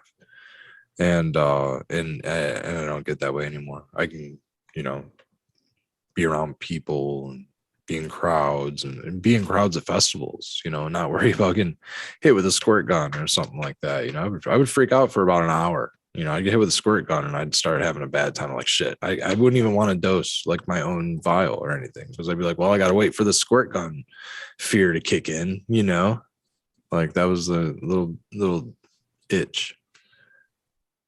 If you were hanging around people that were dosing people like that, those are bad people. I know, And man. a lot of people that got like duct taped and majorly puddled. Like, you know, we're talking about, okay, you can come back in 8 to 10 hours. They dropped enough on these people where they didn't come back for 30 plus days. Yeah, that's wild, man. It's That's too like much. fucking up somebody's money. Yes. Yeah. Oh, geez. Yeah. Seriously. Jeez. Yeah. Wow, man. Yeah, I've heard some stories. I've definitely heard some stories as well. I've definitely heard like the squirt gun stories and things like that too. And yeah, Those it's people get their ass beat. yeah, that's a rough one, man. I wouldn't, dude. I couldn't even imagine just out of nowhere it hitting you, or I mean, just getting hit with an unknown amount or whatever. Don't freak out, man. Just go with it. It's only temporary. That's it too. You don't know how much, so just go with it, I guess. And that's kind of what I had to learn over time. It's not right at all. Not at all. I always talk about because I got dosed one time and Daddy Red has an old story. Daddy Red has an old story getting dosed with some mescaline, but he was working high lows at the time. Could you imagine that one? Holy shit. That's a terrible dosing. Mescaline, yeah. So that terrified, that pulled his, like he's never been able to like probably ever think about doing a psychedelic after having that experience. At work, all the people, he said there were so many people. He was so paranoid. That would have been terrible. Yeah, the Merry Pranksters. Yeah, that was their big thing. I don't know if they dosed people directly. People that didn't know it. Yeah, that's what I was going to say. I don't think they dosed people directly. I think they just got it out there. Because this tie-dye actually got me onto the beach with Wavy Gravy. He invited me over. Did he really? Yeah, it was after I think the second Lands of the Lost festival out there at Golden Gate. Oh shit. Yeah. Yeah. And it was like, hey, dance around the fire. How much do you want to eat? That's wild. How long will you dance on 1 or 2 or 3? Can you dance all night on 10? We'll feed you. That's wild. Then it's because of the shirts. Yeah, no shit. They want to watch the colors, everybody else. Yeah. Yeah, it was my first festival I went to, and this dude from Michigan actually rolled up and ended up camping up next to us out of nowhere. Go ahead, Skilbo. Look what Goddess is saying. She says, my sister dated a guy who used to do that at rainbow gatherings. I always said that was a super shitty thing to do to people. Yeah. Those things not out of question, man. Out of question. Terrible. To me, that's like a kind of, you know what that is, dude? That's a psychedelic raping almost. Like, I'm not trying to be funny, but it's a mind rape. It's not anywhere fucking cool with that. Yep, 100%. What Captain was talking about, man, that's what this dude told me. He's like, these tie-dyes, they're not for us to wear. They're for everybody else to watch. And I took it and I was like, wow, that's so true. Like you wear it, like, and that's what it is. Like when you're tripping. So, you know, watch people in tie-dye and see a tie-dye, and it makes a good escape route as well. I see a tie-dye, if you're wearing tie-dye, is a great escape route. Dude, Bud E Kilowatt is king. I could tell stories. I went to 535 Grateful Dead shows from 1978 to 1995. Holy fucking shit. That sounds like some wow. Some storytelling right there. That's like the boss. That's awesome, man. Seriously. I'm sure he's seen a few merry pranksters on the lot. Sounds great, man. Becca got me this really cool book about clothing on the dead lot. It's like so it's called like, what is it called? Dead Threads? Dead thread. Is it Dead Threads? It's like dead style. Dead Style or something like that. But it shows All the cool creations. yeah, man, this one dude, I've seen him countless Dead and Co shows on the lot, jamming guitar. Dude with the guitar. Whoa, much older, man. Much older. It was so cool as I was one of the very first cars to get to that fucking show. So I was there even before the people were setting up the lot. Cool book. So This is the watching that shit jump up is like watching a carnival come to town. Book of the week. Here, Book of the week. Tie dye. Let's see. I'll figure it out. This dude. We did one early Surprised Christmas Wavy present. Gravy's not in here. This book, I think this book's a little bit too late to catch him on the lot. That's gonna take me. Oh, there he goes. Yeah, this dude, man. Robert, I'm sure you know this dude. Where's he at? There you go. The dude with the guitar. That guitar is probably looking familiar. Seen that Yeah, dude on a man. lot a couple times. I feel like I've seen him. I saw him in Chicago. I saw him up here at the Wrigley shows. But yeah, man, it's just showing people on lot. It's like basically a dead lot book. It's pretty interesting. Shows different shows, and then there's a whole bunch of just people who I guess were willing to pose for the camera wearing the Grateful Dead shirts and gear, and some dudes a little more decked out than others. That's a nice Bertha jacket. That's kind of cool. Yeah, that's Very cool. So yeah, pretty cool book. I mean, some of the stuff Interesting that's on the lot is fucking rivals as cool as what you would buy at the tour on the inside. You know what I mean? Yeah, You put totally, A lot of man. work into that. Yeah. Those Detroit Piston style Dead and Company ones that we got that were, you know, like, About "Shh, that. no, don't tell people we got these, man, because it actually said Dead and Company on it. And it's Yeah. like, oh, you can't do You that. gotta watch it. Dead and Company is a rough one. I got those. Oh no, I'm not gonna talk about that. Never mind. No, never mind. Ah, I've seen the same shirt outside that they had inside. oh, they knew what it, yeah, because they did the poster run. They knew what it was going to be. Yeah. Yeah. Or they got a hold of the shirt and printed it up for the second, third show down the All line. right. Yep. Yep. Yeah, you get the tour shirt. At least the tour shirt. I do like just good old fashioned screen print. Whatever somebody can get. I am surprised though that they have such a hard pressing on just the Dead and Company name. Right. You know, But like all you the can other use shit, you can say Heelys and Grateful Dead and everything you can else. say Grateful Dead. Yeah, yeah. They kind of opened up their stuff, but Dead and Company, not so much. It's really cool, man. We bootleg it all. Yeah. Yeah. It's been Shit, a I bootleg culture for decades. I think I got 2 of them on the lot last time. What And was they're the both thing, fucking man? dope, man. They allowed taping for the longest time, and then at some point in the 80s, they started making announcements for no taping. And then they were coming out like, I don't know if maybe their managers no, got a hold of them or Obligatory thing is I was watching a thing on that, and Jerry was saying, hey man, the music is like, you paid for it. So what you do with it afterwards is fine. And all of that is on archive.org. If you type in Grateful Dead Yeah. or Dead and Company, every single show, well, not every single show, there are some that aren't there. But if you went to a show back in 1966, it might be on there. and if you were born in the 70s or the Check your 80s, birthday ones. Yeah, 90s, birthday shows check are out your cool. birthday shows. Damn, man, the Grateful Dead played damn near every day of the week.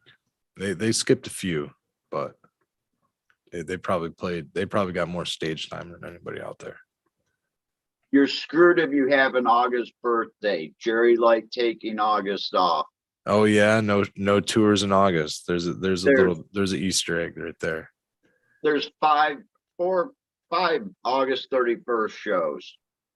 I never made that 1978 correlation. first shakedown. No And the shit. August 31st show, 1978. Oh shit. Oh yeah. 1978.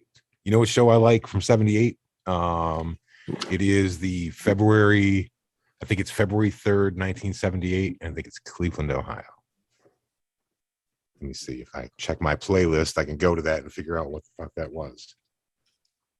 Glad you didn't say the closing of Winterland. Everybody does. No, come on now. Oh man. This is, what's the date on this?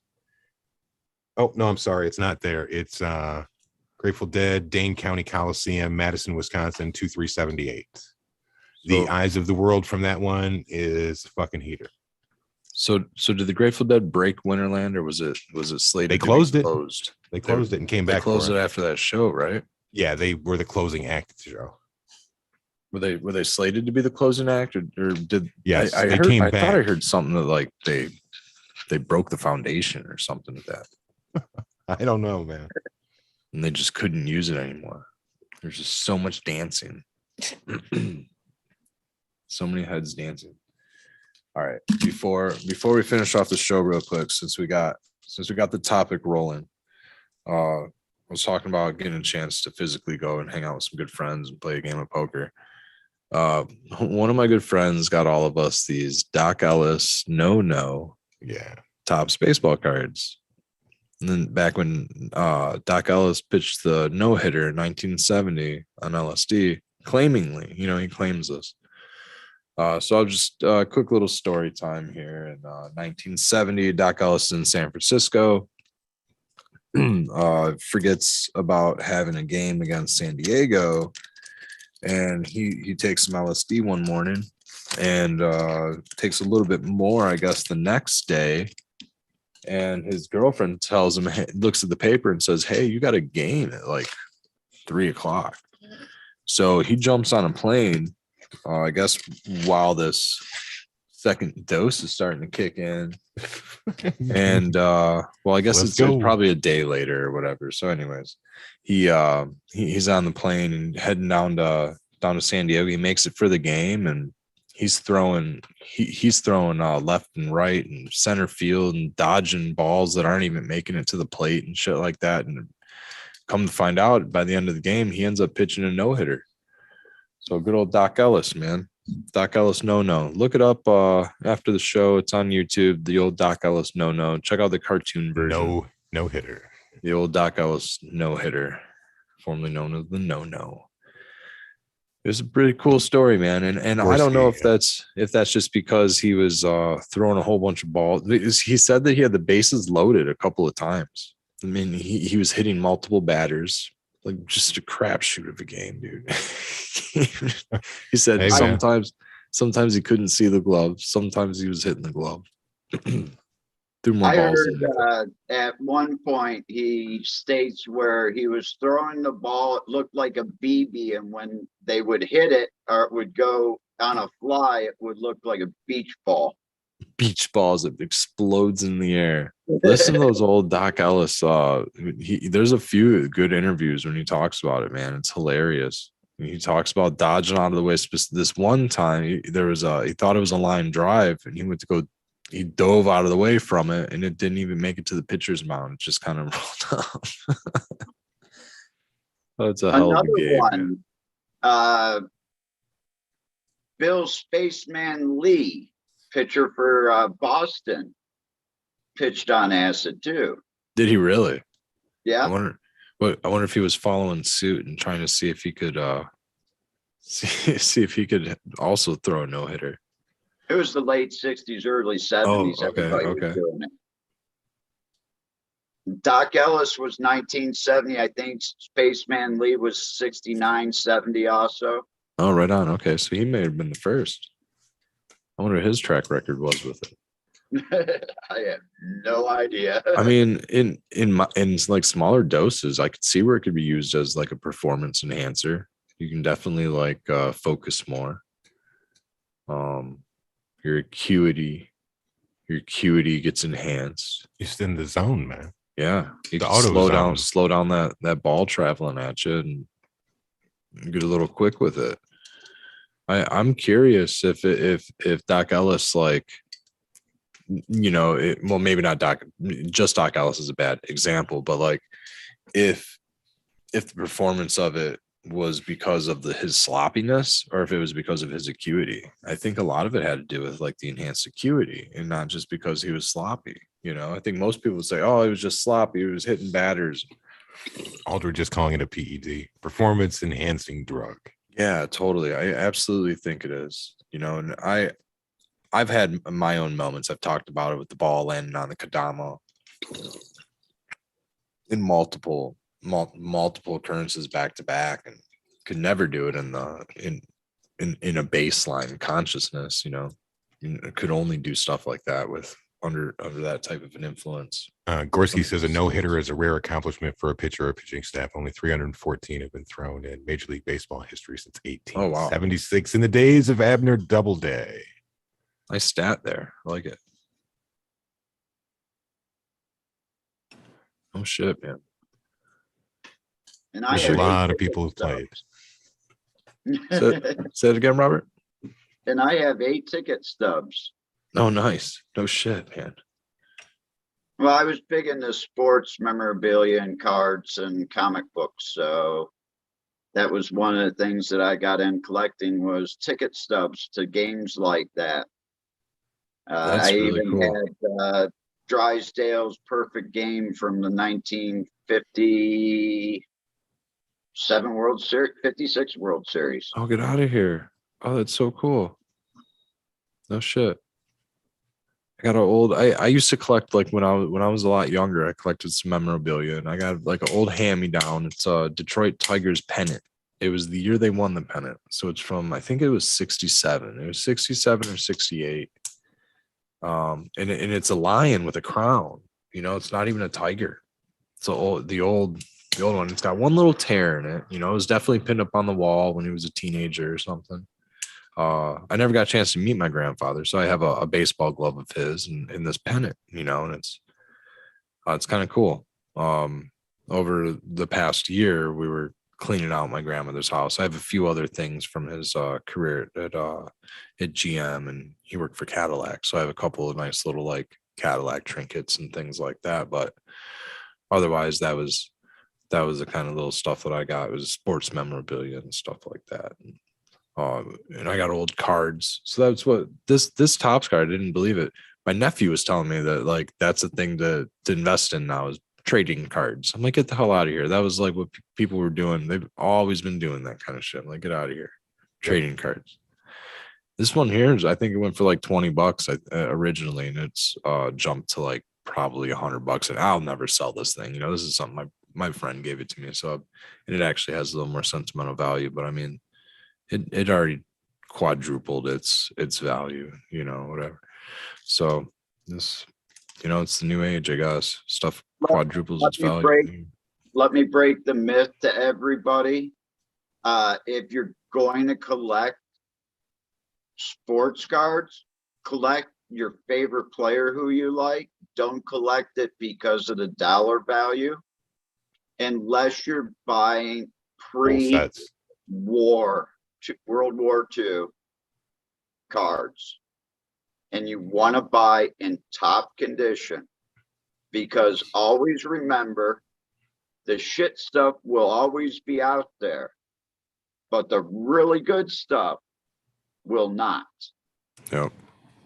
So if you're going to buy a pennant, buy one from the 60s, buy a rare one, and that will hold value.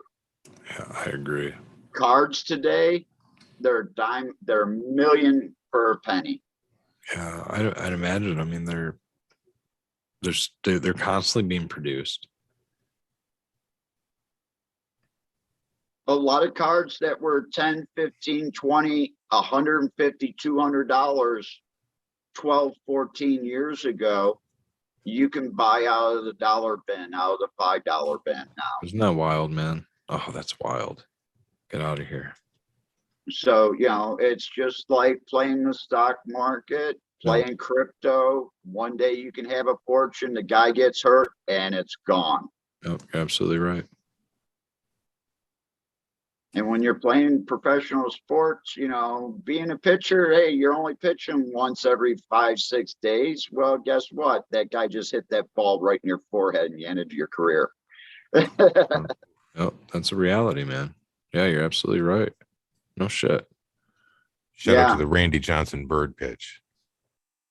The exploding pigeon pitch. Oh yeah. Yeah, I remember that one. And then you had, what Wow. was it, Dave Winfield that hit the seagull? Or is that the Mhm. one that I'm thinking of? I'm thinking of Randy Johnson, the pitcher for the Diamondbacks, when he was throwing a pitch and that bird flew by and it just turned into like a big poof of feathers. And I'm so glad the Painted Lady is not with us this evening. Shout out to Painted We can talk about it on the late session, guys. That's great. Well, let's see here.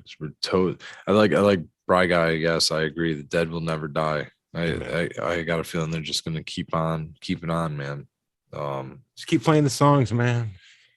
There were However the three ensemble lays out. You know what I mean? Because think three about this. different bands at Bronner's that had ornaments, Skilbo. It was the Beatles, The Dead and Pink Floyd. Elvis. No, that's not a band. Elvis. That's Pelvis. Love Me Tender. I guess Blue suede Elvis, shoes. the man Elvis, I guess. The Hound Dog. singer You know, songwriter. the problem is like when The I was performer. a Singer, kid, way back in the songwriter. 70s, man, like Elvis was still a thing because he wasn't like dead yet. And so like he did his like comeback tour in Hawaii and shit. And there was all of these ladies like, oh. But the problem is that his whole fucking the group with his is white like- bedazzled. Oh yeah, man, the fat Elvis. But they've like aged out, you know. So like he didn't really create new fans. I don't ever meet someone who's like under 100 that's like, I really like Elvis. I'm just fucking with you. This is not 100, but you know, which one of these things is not like the other. Old 50s rock. I never really. I mean, I never really could get into a lot of Elvis. I really couldn't. I got into the Dead though. That's for sure. Really did. It was a lot of their history. What? Say that again, Robert? When did you become dead? Let me see here. I started listening to like the greatest hits. It was I think it was Skeletons. I think it was called Skeletons, but it basically has like Truckin', Casey Jones, and a handful of those songs. Working Man. That was That's in what I like started that was with. like 2009, 2010.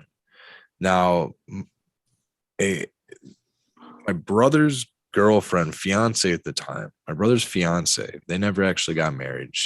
I haven't seen her in many, many decades now. But when I was like 10 or 11 years old, she was working at Barnes and Noble. And she would always give me some random stuff. She gives me the annotated lyrics of the entire discography of the Grateful Dead. And this thing's this thick, and it's just word for word. It's all the lyrics of all the songs, and then footnotes of like What they're alluding to. where Robert Hunter would like have gotten his inspiration for it, what books they were referencing in the songs, like Were the what, like, Nuthatch winners? It's amazing. This book's so fucking fantastic. Where does I had the held on to Nuthatch- this thing Who's the forever. Nuthatch winner.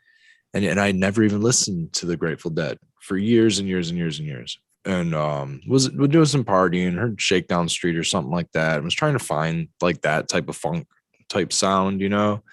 But ended up getting the Skeletons, which doesn't even have Shakedown on it, but ended up listening to all these others. So I became familiar with this not live version of the Grateful Dead. And that's all I listened to for many, many years until I was going back and watching this movie that I had seen many years before. And it's called Around the Fire. I don't know if anybody knows about this movie, but it's with the kid, the main character who's in all of the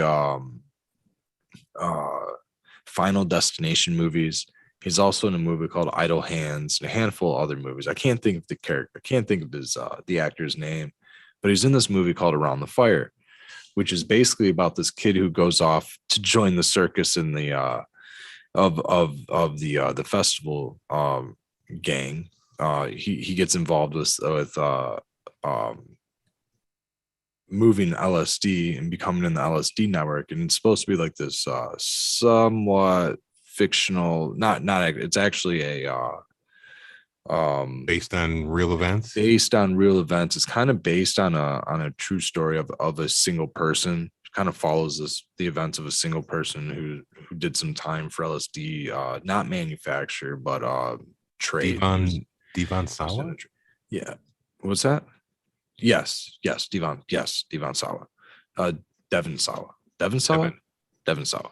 I'm thinking more like Devon, get the tables. Devon Sawa, yes, that actor.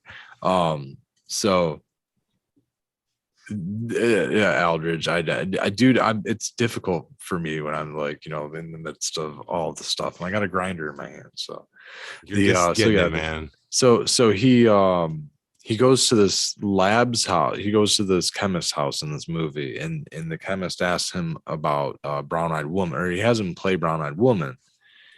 And I was like, damn, that's actually, and I was just from this movie, that one scene had me dig so much further into the Dead. Like I had already thought that what I had heard off that one little greatest hits, 13 songs, whatever it was, I thought that was the Grateful Dead, and I'd heard it all until I watched this movie with Devon Sawa, and I dived deep into this because it was a movie just about the festival culture, right? But there's this one funny scene where there's like, you know, women on LSD giggling, and they show like chemists holding, you know, sheets of acid and all of this stuff, and it's a very interesting scene. But the chemist is like, he's initiating, he's like asking him, you know, he's like basically what is it, interrogating him, you know, with questions of the Grateful Dead. It's kind of funny.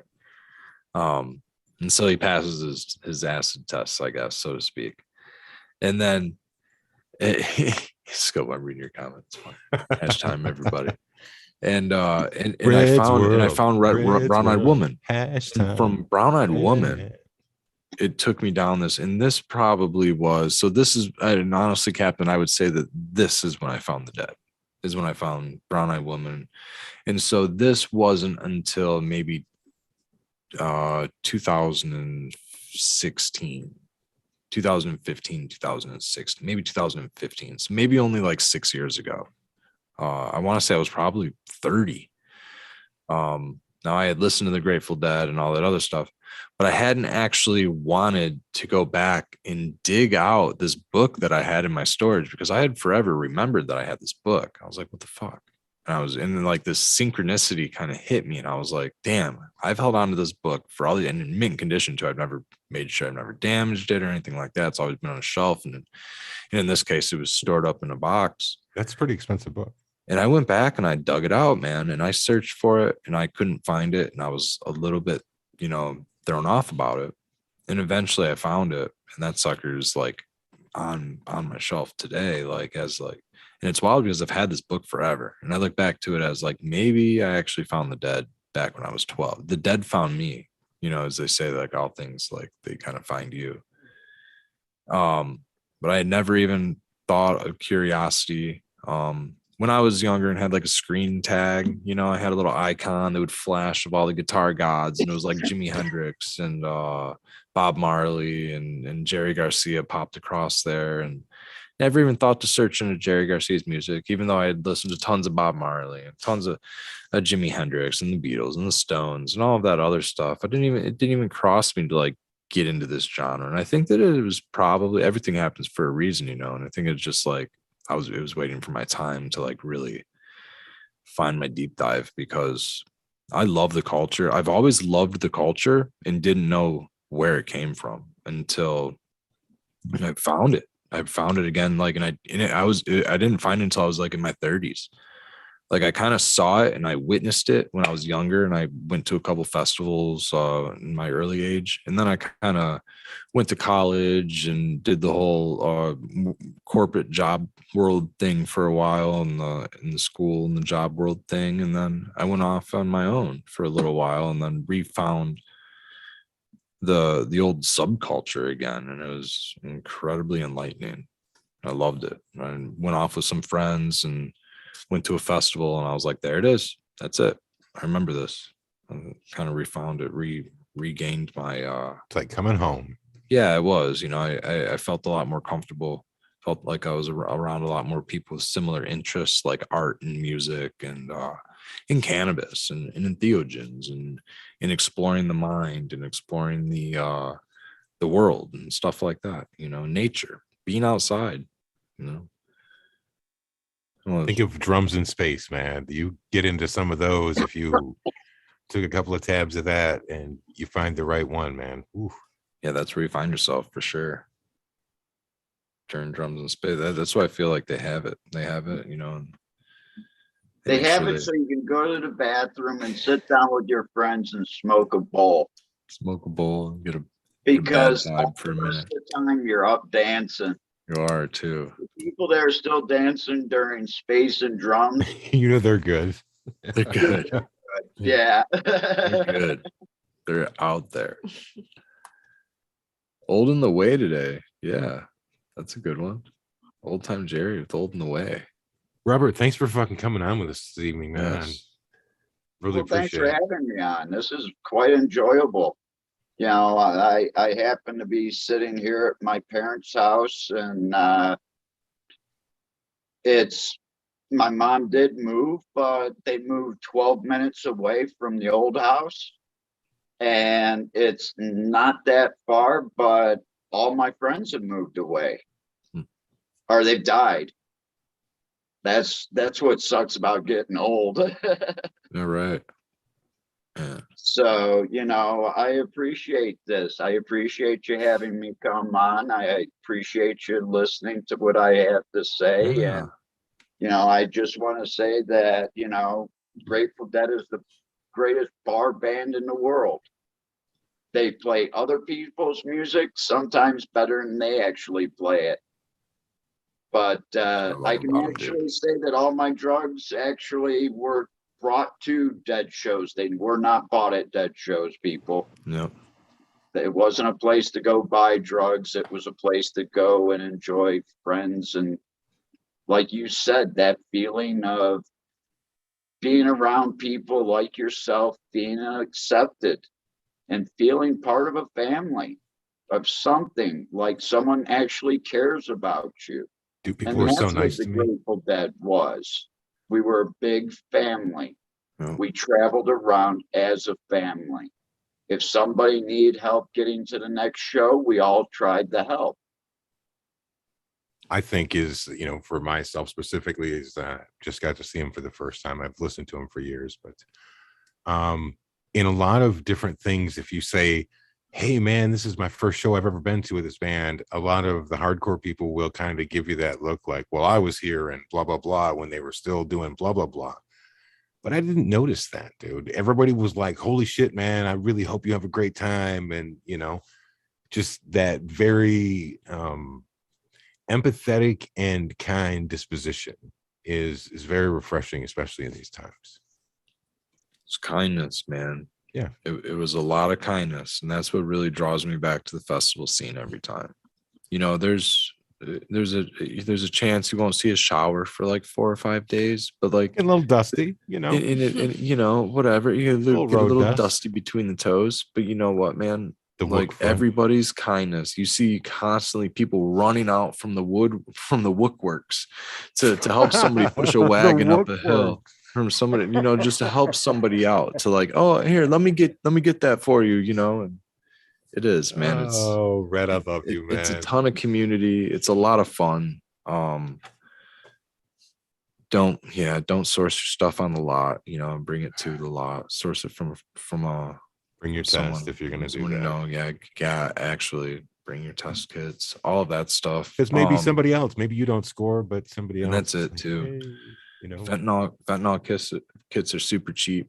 Test your shit for fentanyl. Maybe not necessarily your acid tabs, but never know nowadays. Who knows what the fuck you're putting on shit? You know, I don't.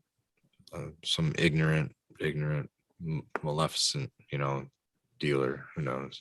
I don't think it's out there, but oh, Billy Maleficent. I liked that word. what's that, Becca? she said she liked the word maleficent Maleficent. or malicious, I suppose. But Malfeasant? yeah, man, it's And Robert, I really Malevolent? appreciate you joining us, man. It was And is there any way that we could possibly put someplace in print where we can get these test kits at? yeah, Because I think actually this is very important. I've got a link. I keep a link in the show credentials at the bottom that has a link to the Bunk Police website. I'm not affiliated with Bunk Police There's at no all. kickbacks for Red on this. It's Not at just all. It's information. just something that I use personally and I find reputable, and I don't mind sharing that information. So right in the show information, it has that link. I still Links in think the I need, description below. yeah, I don't even know if I'd like have our Instagram links in there or anything. So I haven't updated that thing in so long. So I'll try to make sure I do update that. But That's that okay. link is in the description. And Yeah. and everybody, if you enjoyed this conversation and what we had to say with here with Captain, please like, subscribe, hit that bell, Turn so on you can get notifications. Come through tomorrow night, 11 p.m. Eastern Standard Time for the late session with me and Red and Spartan, Painted Lady, and Sequence on the Michigan Bros Grow Show. Robert, where else can anybody find you, or if What's you your social care to be connection? found? What's your social connection? My Instagram is Ohio's CAPT Dank. So it's not Captain all the way spelled out on Instagram. Yeah. Yep, you can find me there. And I'm on a few other shows here during the week. But I greatly appreciate you having me on. And anytime you need a companion, feel free. I've got time, and I enjoy talking about this. And, I enjoy, getting the word out there that everything in moderation is the key. When you're doing psychedelics, you need to have people, places, and yourself in order. If not, you're not going to have fun. That's key, man. You I'm don't looking want forward to it, man. to you don't want to spend that mental capacity if you're not going to have fun, or learn something, or because you may not even learn anything either if you're not able to enjoy yourself. Well, it's not They want us to that. link something. What are we supposed to link, Aldridge?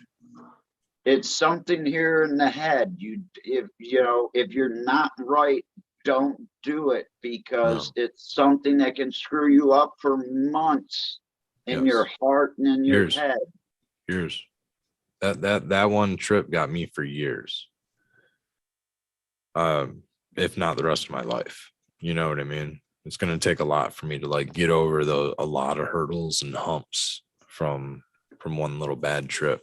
I've had bad trips. Like I've had challenging trips. I've had trips where I'm like, oh shit, I wish I had somebody here. I shouldn't have taken this much alone or something like that. You know what I mean? Like think, give myself cardiac checks, doing that whole thing, then it's like, then other times you're fine, so it's always settings. It's always your mindset, and you got to be in the right state of mind. Definitely. And if you take too much and you go stand off behind a crowd and just people watch, that's perfectly fine, people, because if you see me out there and I've had too much, I'll probably, if you're talking to me, I just may end up laughing at you because I can't talk. Right. And I am that person. When I take that much, I'm at the back of the show, watching the show, looking at all the people, just going, wow, this is fucking cool.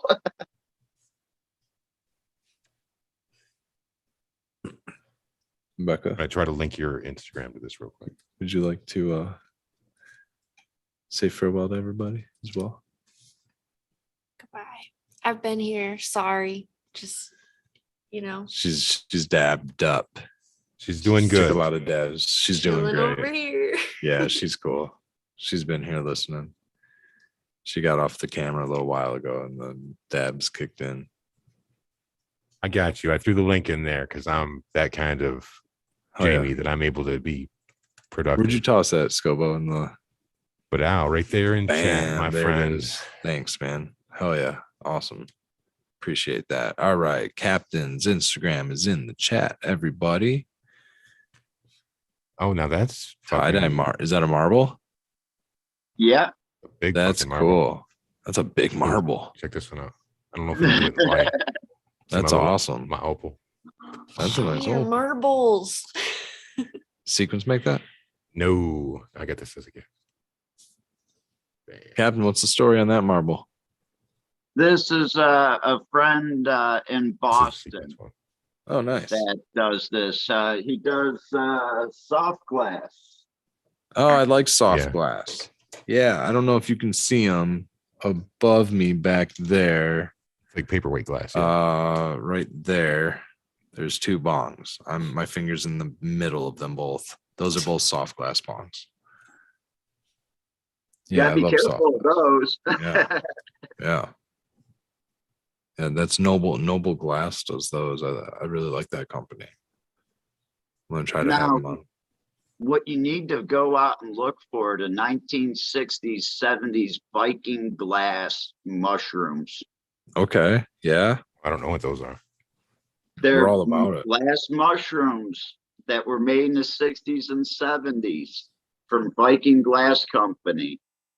Yeah, we're all about the old I'm a glass old head. timey. Red and his radioactive fucking glasses. Yeah, we got all Radiated kinds water. of radioactive glass and Radioactive man. yeah, look at that. That's cool. Oh, cool. The mushrooms, Yeah. That's the fucking sweet. butterflies. Awesome. Is that That's a a whole lamp? lamp?